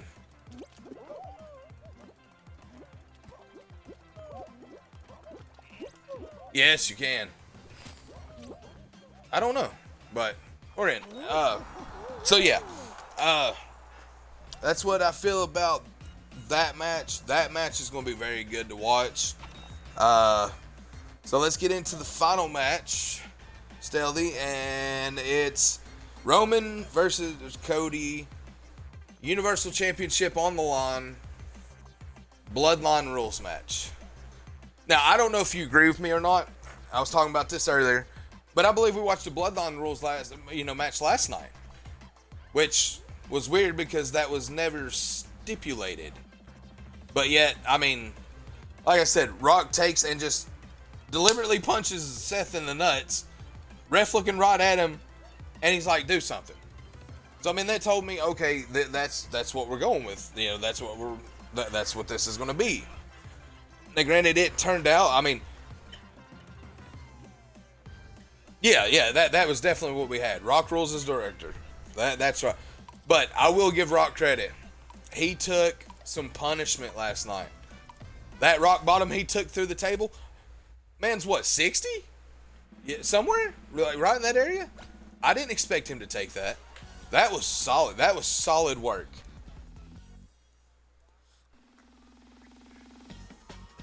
He really, like, when he came out last night, you know, he had on these pants that were like flare-legged at the bottom.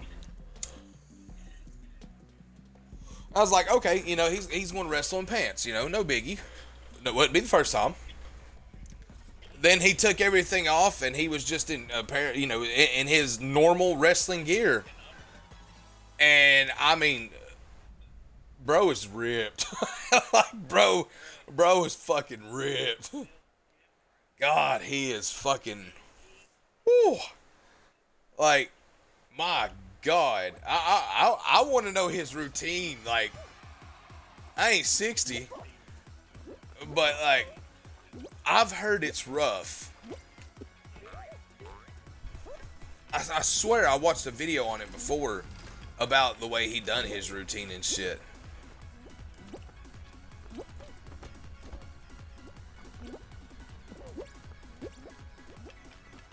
You motherfucker.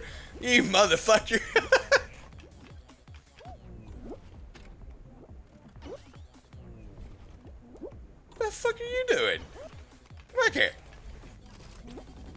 Baby, come back. But, oh my God, I just got close on. I believe that, I believe Cody will take it. There's so many ways that this could go. Like, and like they've done what they wanted to do with this. Okay, they have got everybody invested. They've got everybody involved. Like, nobody's not going to be sitting at the edge of their seat waiting tonight to see what happens. Like, they've successfully done that. I'm kind of interested just to see what does happen.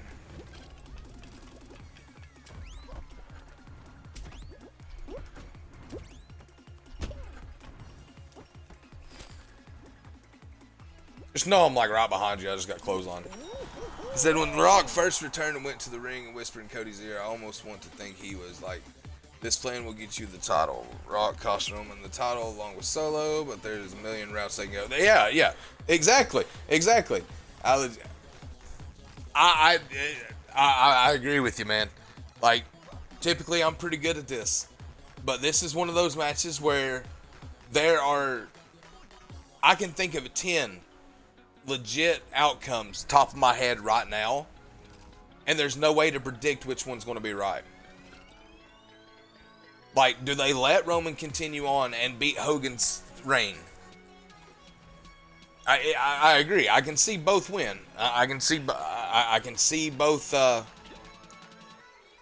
having valid points to be able to win, or you know, for being the reasoning of winning. But to actually, what do I want to see tonight? It's more of what I can actually like say on this one. What I want to see tonight is Cody actually win, so I can stop hearing about fucking him finishing the damn story. It's annoying. It's been there. It's 2 years running, okay, that we've heard the same thing, and it's got so bad this year to where they're making a mockery of it. They're running on everything. So I would like to see Cody. I would like to see it finish tonight. On the other hand,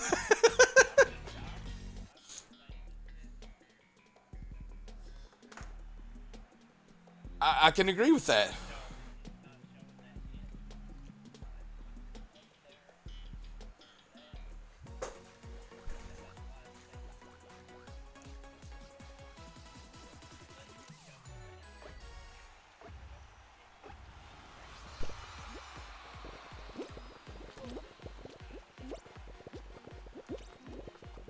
But your input is very valid. Like, wrestlers have to have exactly that. It. If you don't have it, then, well... oh, shit.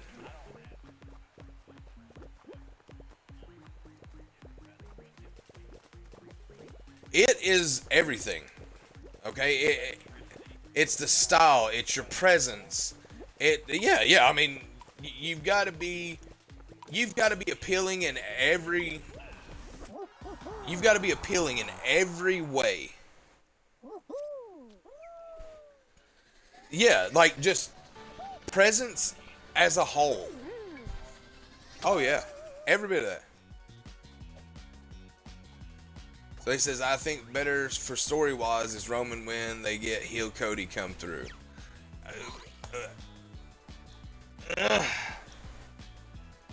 I agree to disagree on that. I don't think he's pushed so much as a face that I don't know. I mean, granted, yeah, he could go out there and say one thing wrong, and there it is. Hill Cody's born. How many more you need, WD? Cool. Let's go.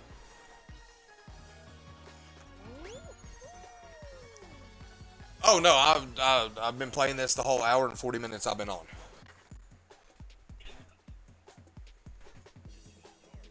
Two, yeah.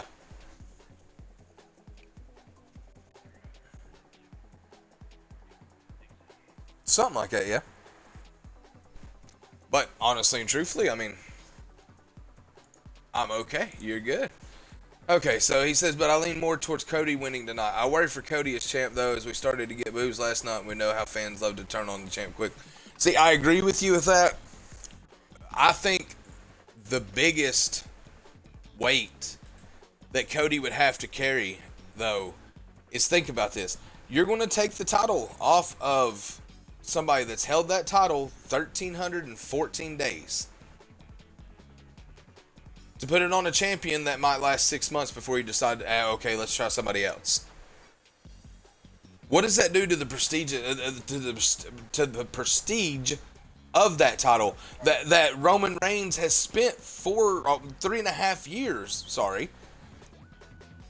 making a legacy of? Like, is he going to be a legend the rest of his life? Yeah, shit.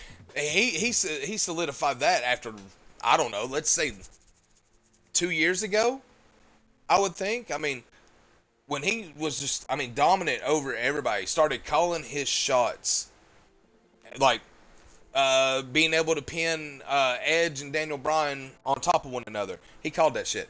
It happened. Being able to beat the Monster and the Monster Among Men. He called that shit. He beat the hell out of both of them. He has had solid matches every time he goes out. Do I like the fact that he only defends the title every so often? No. I was always one that thought if you were a champion that you made that title your title by defending it as often as possible. I always thought that way, okay? Always thought that way. Right. But he makes it to where when he comes to battle, for your soul. As bad as I hate to say it. Like that, that's how he really comes. He comes for your soul. If you're going to try to take his title, he's going to take your life. Like, that's it in a fucking nutshell right there.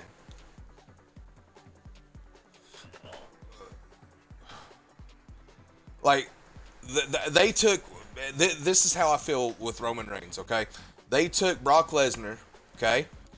Who was just come back when he wanted to, be dominant, nobody could beat him. And they passed that to Reigns in better fashion. Like, instead of having to just come back ever so often to do it, no, he's still basically part of weekly programming. He may not wrestle, but he's still very much there in the storylines. When Brock was gone, Brock was gone.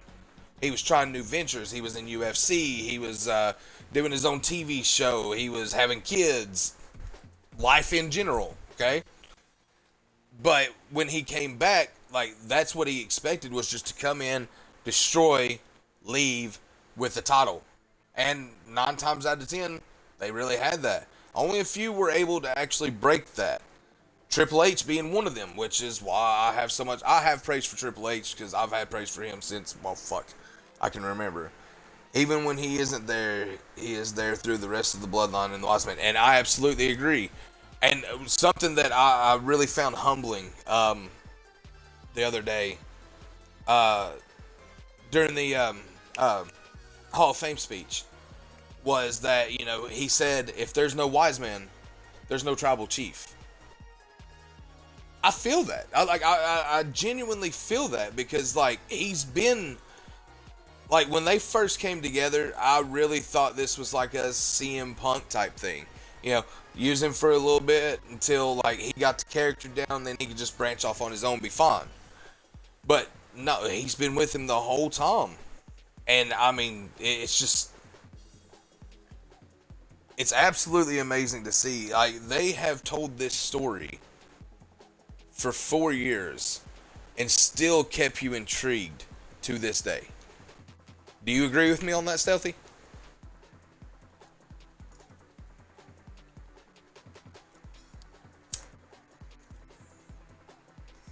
And anybody else that's in the chat, please, I mean, voice your opinion. Like that's all this is. Like this is what I wanted today. Nice little vibe.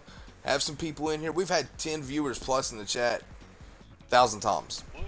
Yeah, like I'm a-okay with this. Y'all keep coming in. Look, I'm a very big enthusiast when it comes to wrestling. If today has taught you nothing about me, you know that I'm a wrestling enthusiast. I love wrestling.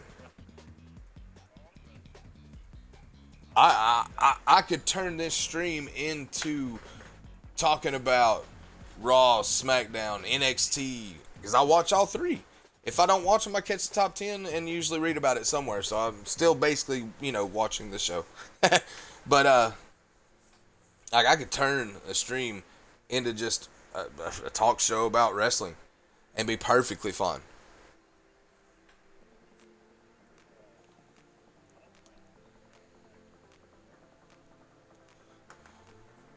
100% agree, man. I could legit sit through another 4 years of the story. Don't even need the title. The story itself is legit the part that is compelling. I wholeheartedly agree with you. They don't have to have the title.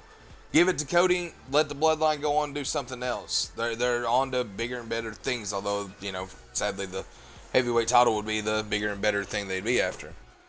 Take him over. For that sake, take him over to Raw. Let him destroy Raw for the time to come. Give it something different. I agree with that. All right, let's back out and try. I've had to do this a couple times today already. So ready up, and it should actually take us into one this time. But it's like it just gets stuck or something. Like it says, "Oh, I've got 20 players. Let's go," and it never does.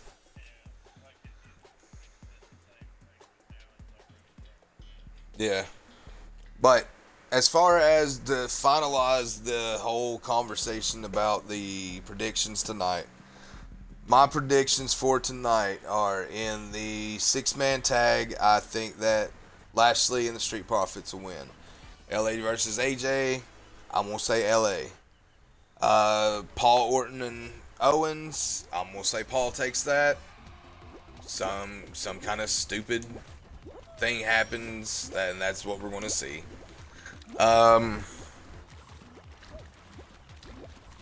The EO Bailey, I think they give the title to Bailey. And another reason I say that too, now that I'm sitting here thinking about it, is they let Rhea keep hers. So some title's going to change hands. Okay, you know that's going to happen. The biggest oh shit. Oh! I don't know if y'all seen that, but I just fucking held on. Holy crap. Okay, but yeah, I think Bailey takes the title. No, actually, I think that is true. Right, Stealth. I actually do believe that's true, bro. I believe it did come back. I think he remissed again, and that's a lot of the reason. Like I think Cody wins tonight, and Roman just goes nuts, and we don't see Roman for until they can at least get that under control.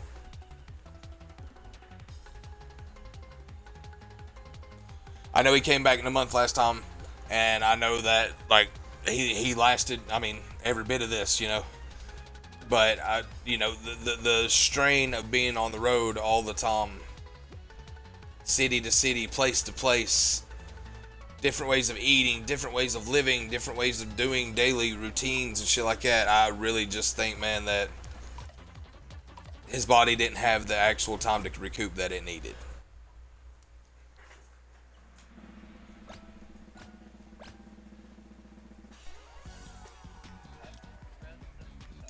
Exactly. So let's see. I said Bailey. Yeah. Okay. So again, world heavyweight title match. I'm calling. I'm gonna call Drew, and then cash in from Priest. That's what I'm calling. And I'm gonna say Cody over Roman in the heavyweight title match. That's where I'm at.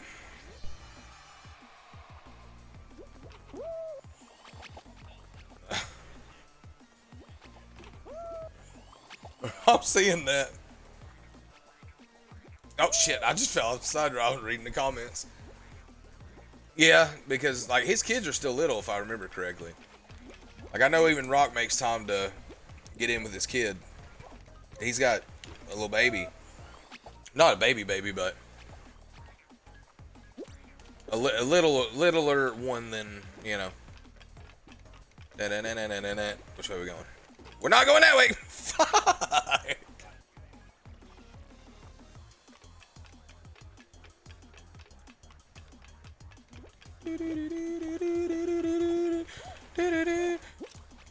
Ah, damn it. I died. Yeah, damn it.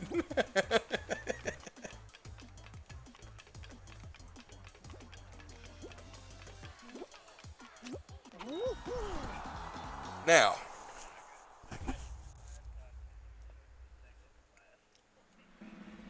Stealthy, I'm going to ask you an honest question, okay? We know that after WrestleMania, the next Raw, somebody comes back, or in, or something. No, he's already here. No. This is somebody that's either making their return or just coming in. I'm going to think, I might be wrong, MJF still has not returned to AEW.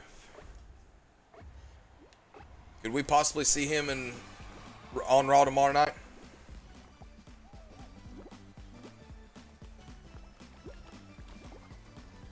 Because off the top of my head, I really can't think of anybody that's out currently in current roster form. No, he wouldn't ever come back full time, man.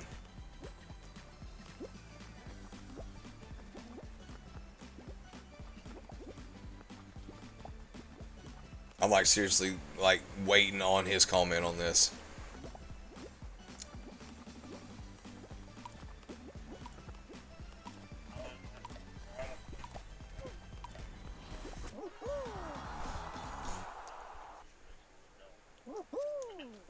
So you believe he's legit injured and still recovering? Okay. Then my question, maybe a Sheamus return? That could possibly be. I didn't think about that. That could be a possibility, honestly.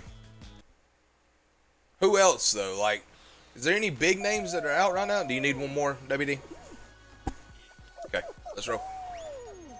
But he's been gone 7 months. Wasn't it his arm or something this time, I think?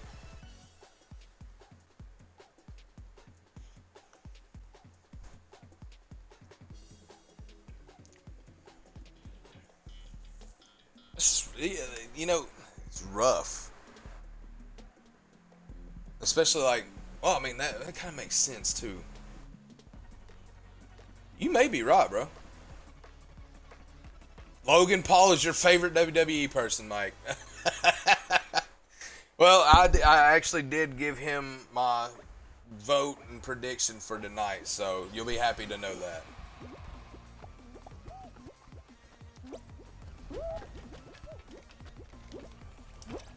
Oh, you know, I got a good jump on that, and the fucking banana set No. I just got clotheslined by a banana, bro. I mean, rough. Yeah. Wee-haw. Okay, that didn't go as far as I wanted it to. Oh my god, that watermelon is fucking flipping. Oh, we're good. We're good. We might be good.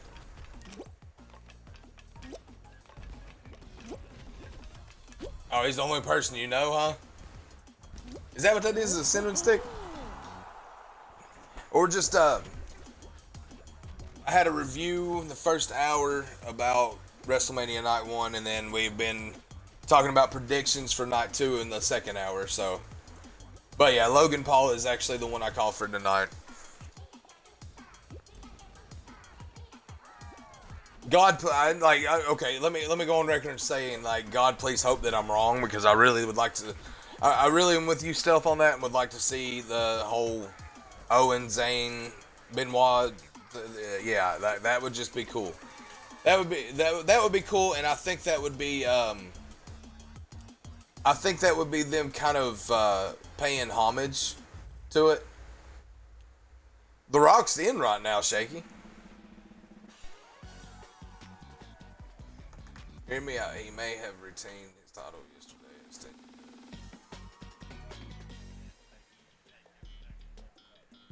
I mean, Melo's already been up, and he was kind of lackluster in his matches. Like, he still was able to get his stuff off, but it wasn't as potent as it was in NXT. Now they could pull Illa up, and I'd be happy.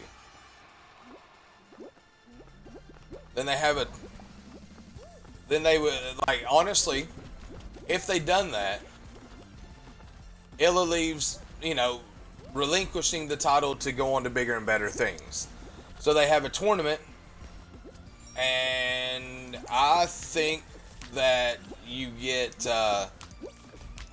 Trick Williams and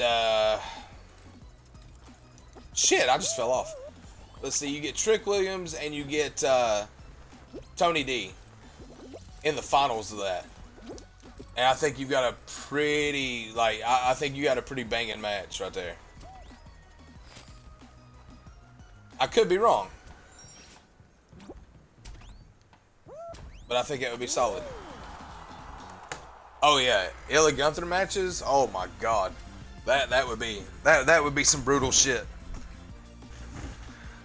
I don't think Gunther's ever hit, like, chest chopped anybody as hard as he's ever hit Illa. Like, that motherfucker could take it too. It's crazy. Yeah, it's ILJA.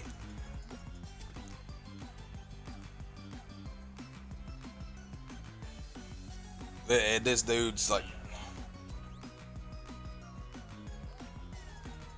I was kind of hoping Tony would win yesterday, like, but I think they rushed. Like, they only gave it a month, and you only have, what, 4 events before that. So I mean, you have like an 8-hour storyline running. I can kind of see where they go. I can kind of see that being like the start of Tony D as a big name character, though. I really think that. I think that they were testing the waters, as you said, with that, just as though they're doing with everything else. But I don't think Melo's going to make it in the big times. Like, not trying to say that bad. I think he's good where he's at, but I don't think that presence is really going to be felt on the higher brands. Just like, I don't see Trick making it either. I'm sorry to say that. Yeah, I believe you're right. I believe Tony and Trick will main event NXT for a while. I believe they might push Carmelo, like, back to mid card. Maybe let him go after Obi. That way Obi gets a big name veteran from NXT under his belt. But that match between him and Dijak and Briggs was pretty solid.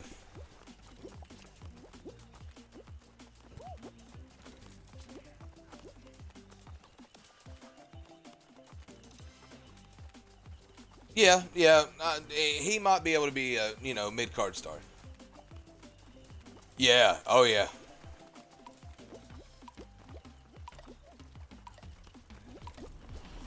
I was happy to see them give Joe Gacy a win too.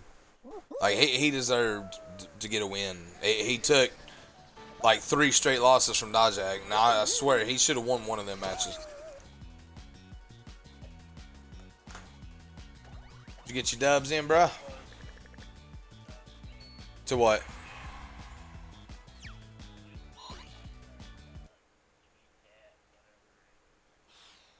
How much do you need?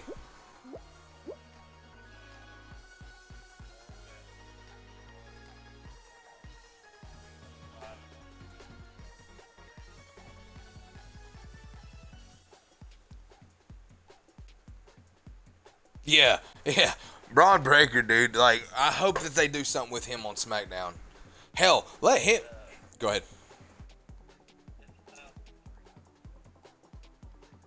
Let's run another one. All right, let's do 2.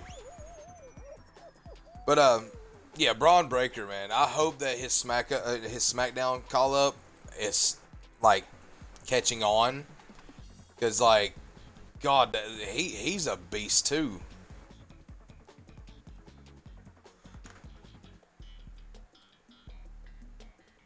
But I think right now with him and Corbin being the tag title holders, I think it's doing well for his character right now.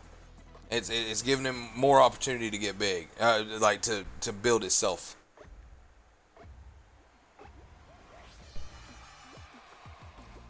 Oh, I hadn't thought about that, bro. Man. Well, I mean, like they kind of tickled on that a little bit.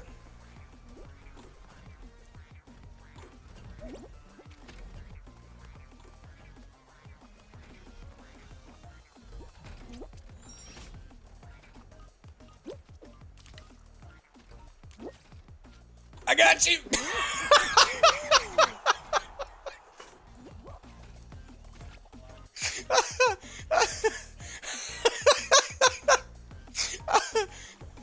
I was like, I can't catch him. I can't catch him.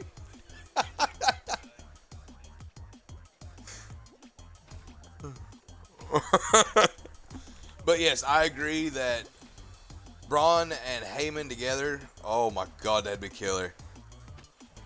But they could bring, excuse me.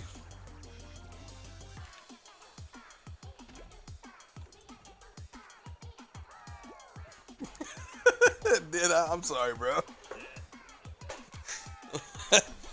That was fun. I was sitting there running right behind you, and I was like, I can't catch him. We jumped right there, and I landed forward, and I was like, oh shit, I caught him. I know. I seen you come over my way. I was like, oh shit.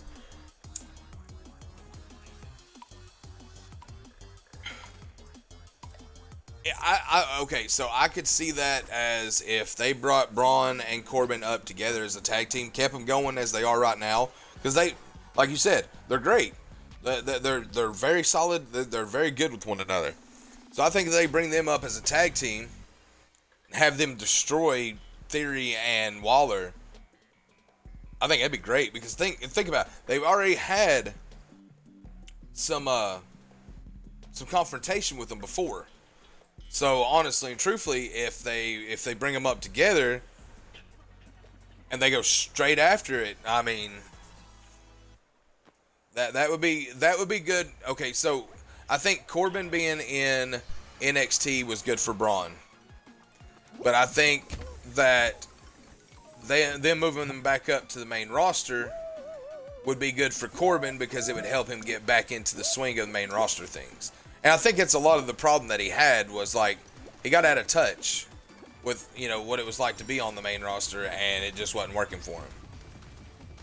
Character was stale. They tried the thing with JBL. That didn't work.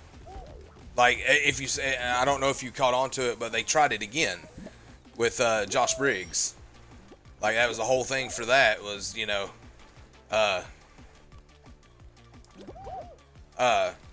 find yourself, blah blah blah. And, you know, Corbin was trying to find himself, blah blah blah, and he couldn't, and yeah.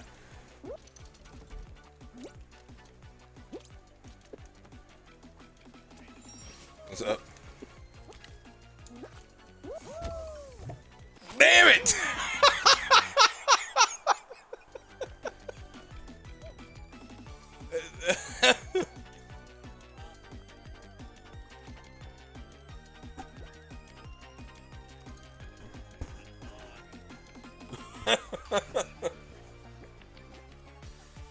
Oh, that.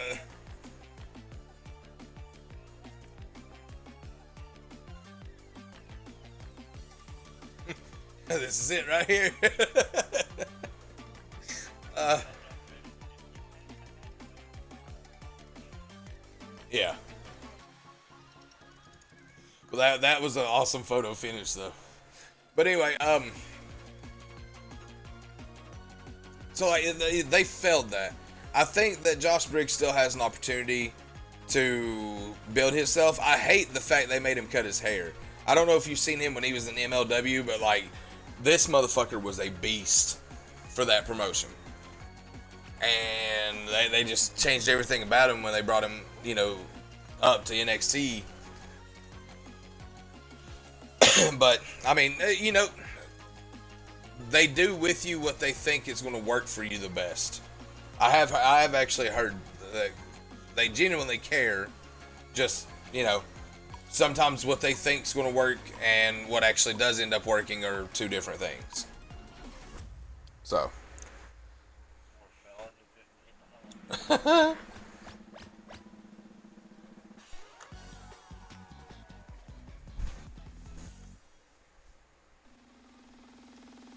What do you think of Roxanne Perez being the new women's champion? Have to say I seen that coming.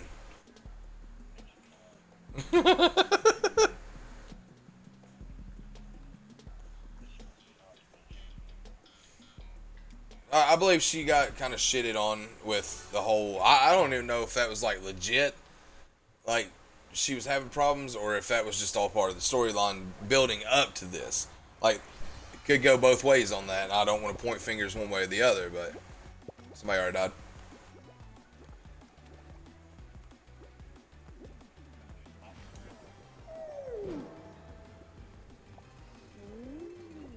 I'm gonna float.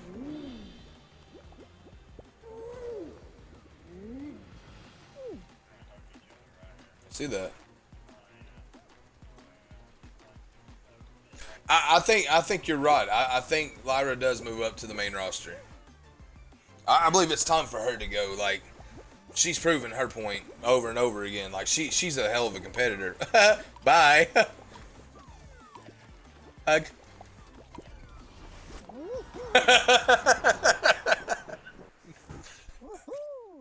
I was trying to hug you so we can take it together.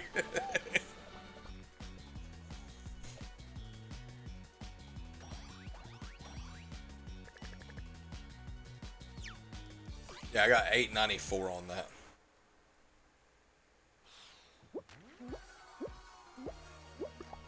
Yeah.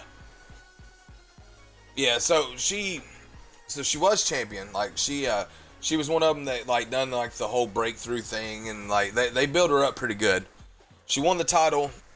Afterwards, she had like she fainted in the middle of the ring like after a match, and like she was gone for a little bit. They had her relinquish the title. She never really got like a fair go at it again. So when she finally got a fair, you know, shot to go after it, they actually gave her the title back. So, but the girl that she took it from has been like making a name for herself since being there, and she's already took on likes of like legends in the business now, and was able to hold her own and do her own in that match. So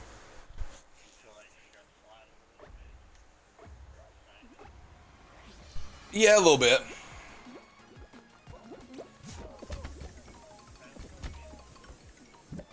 You have to have those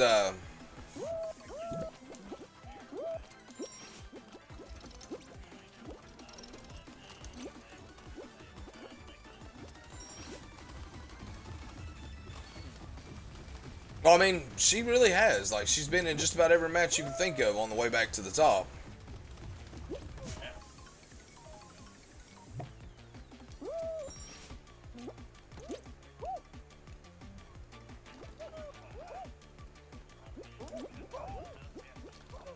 Don't worry about that. Like, I will be more than happy to educate when it comes to some wrestling.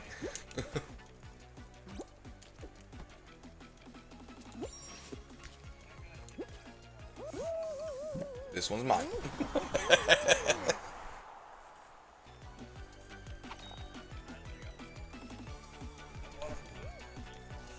What the fuck?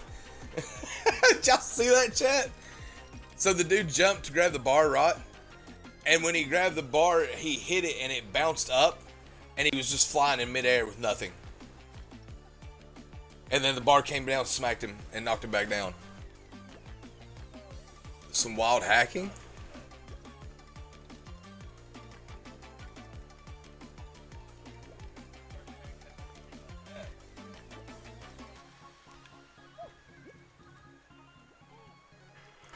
Don't hack the game, guys. The game's actually pretty good.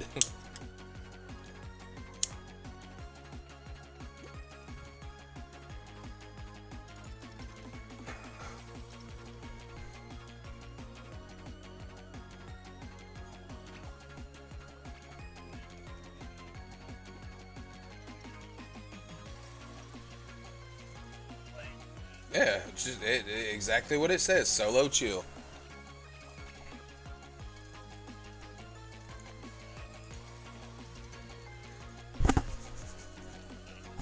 Right. Let me just at least get you to the finish line. 4 people didn't make it.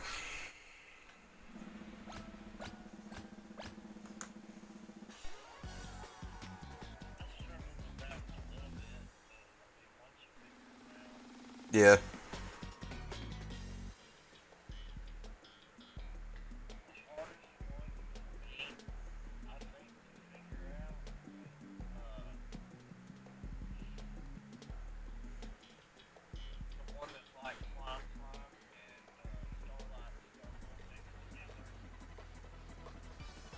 Yeah.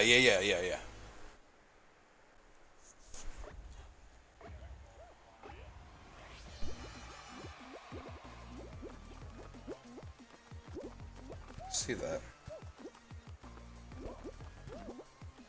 Oh shit.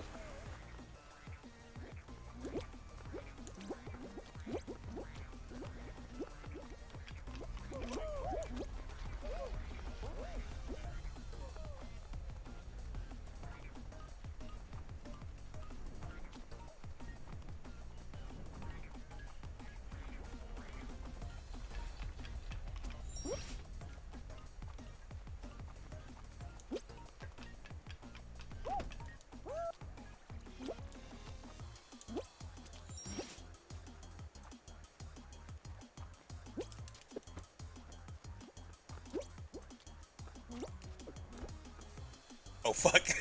I see your ass. Leave me alone.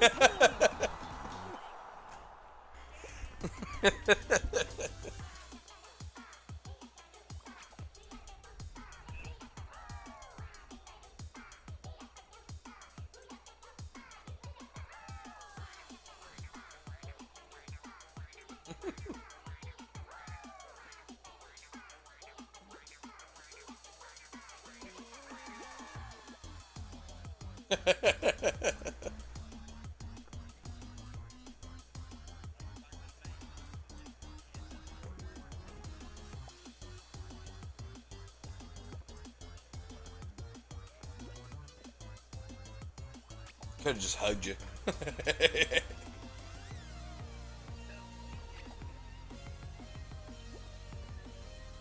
Pink Fox is having a rough one. Oh. Did he?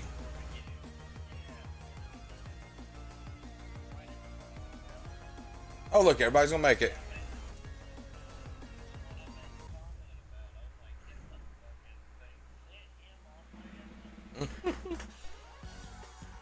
But yeah, guys, that is my predictions for WrestleMania Night 2. My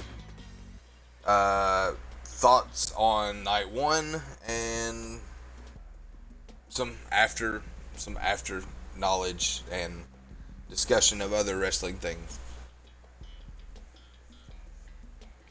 So now we're gonna finish this up. Go ahead.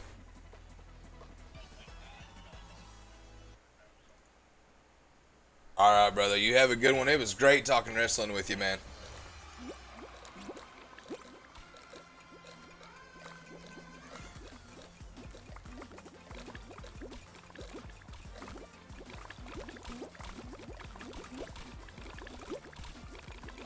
Uh,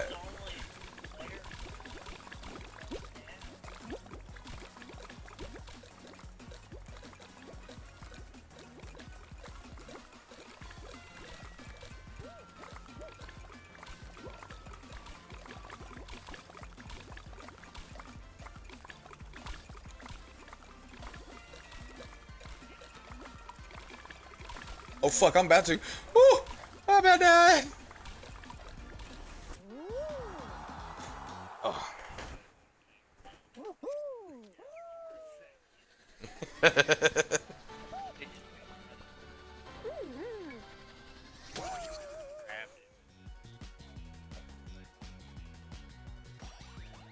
Rock. Did you get your thing? Hell yeah. Alright, guys. Well, that's going to do it for the stream. I thank you all so much for coming on and watching and enjoying some wrestle talk with me. We'll have to definitely do that again. If you guys wouldn't mind, I'm going to raid somebody. I don't know who I'm going to raid here. We're going to take a look and see who's on that we can raid. Is there really nobody on? Is Skillet on?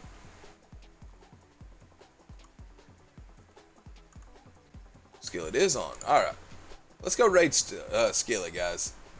But again, thank you all so much.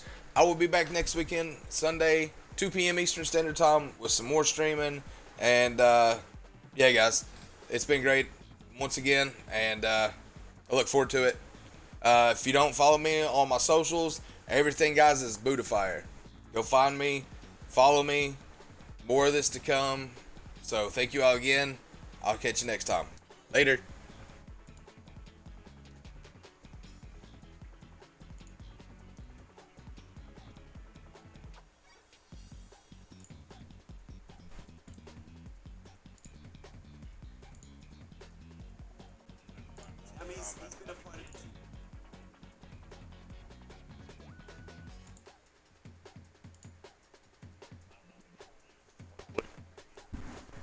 Huh?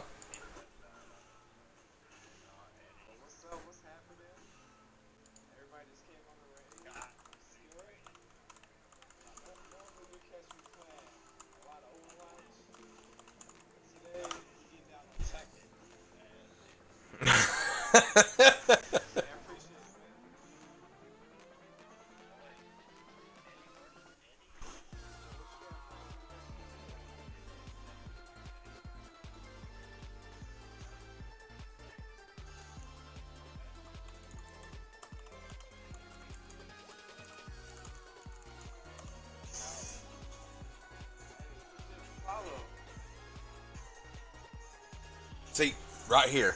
You watching still? This is what I love right here. I came and rated him. Just for the simple fact of it, right?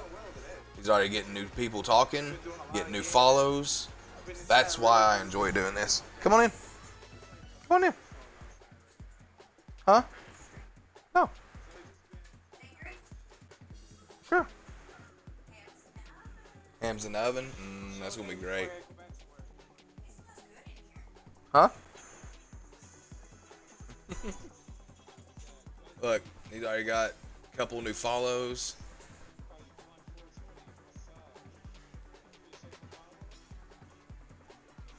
That's what I enjoy, man. I enjoy helping people out. Because now his total will start going up.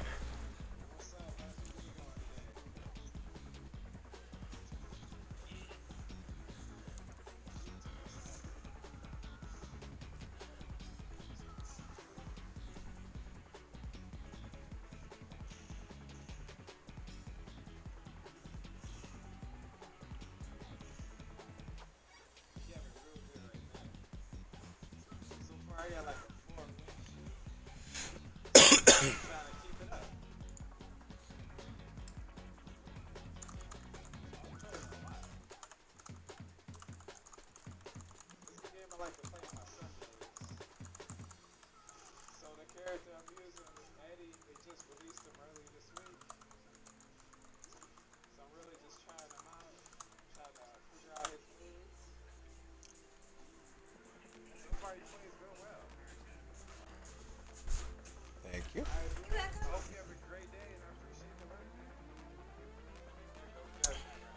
So I actually just I got to take WD through my enjoyment of this.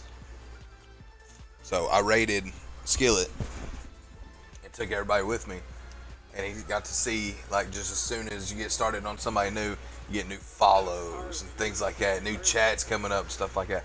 That's what I enjoy about it. So I said hi.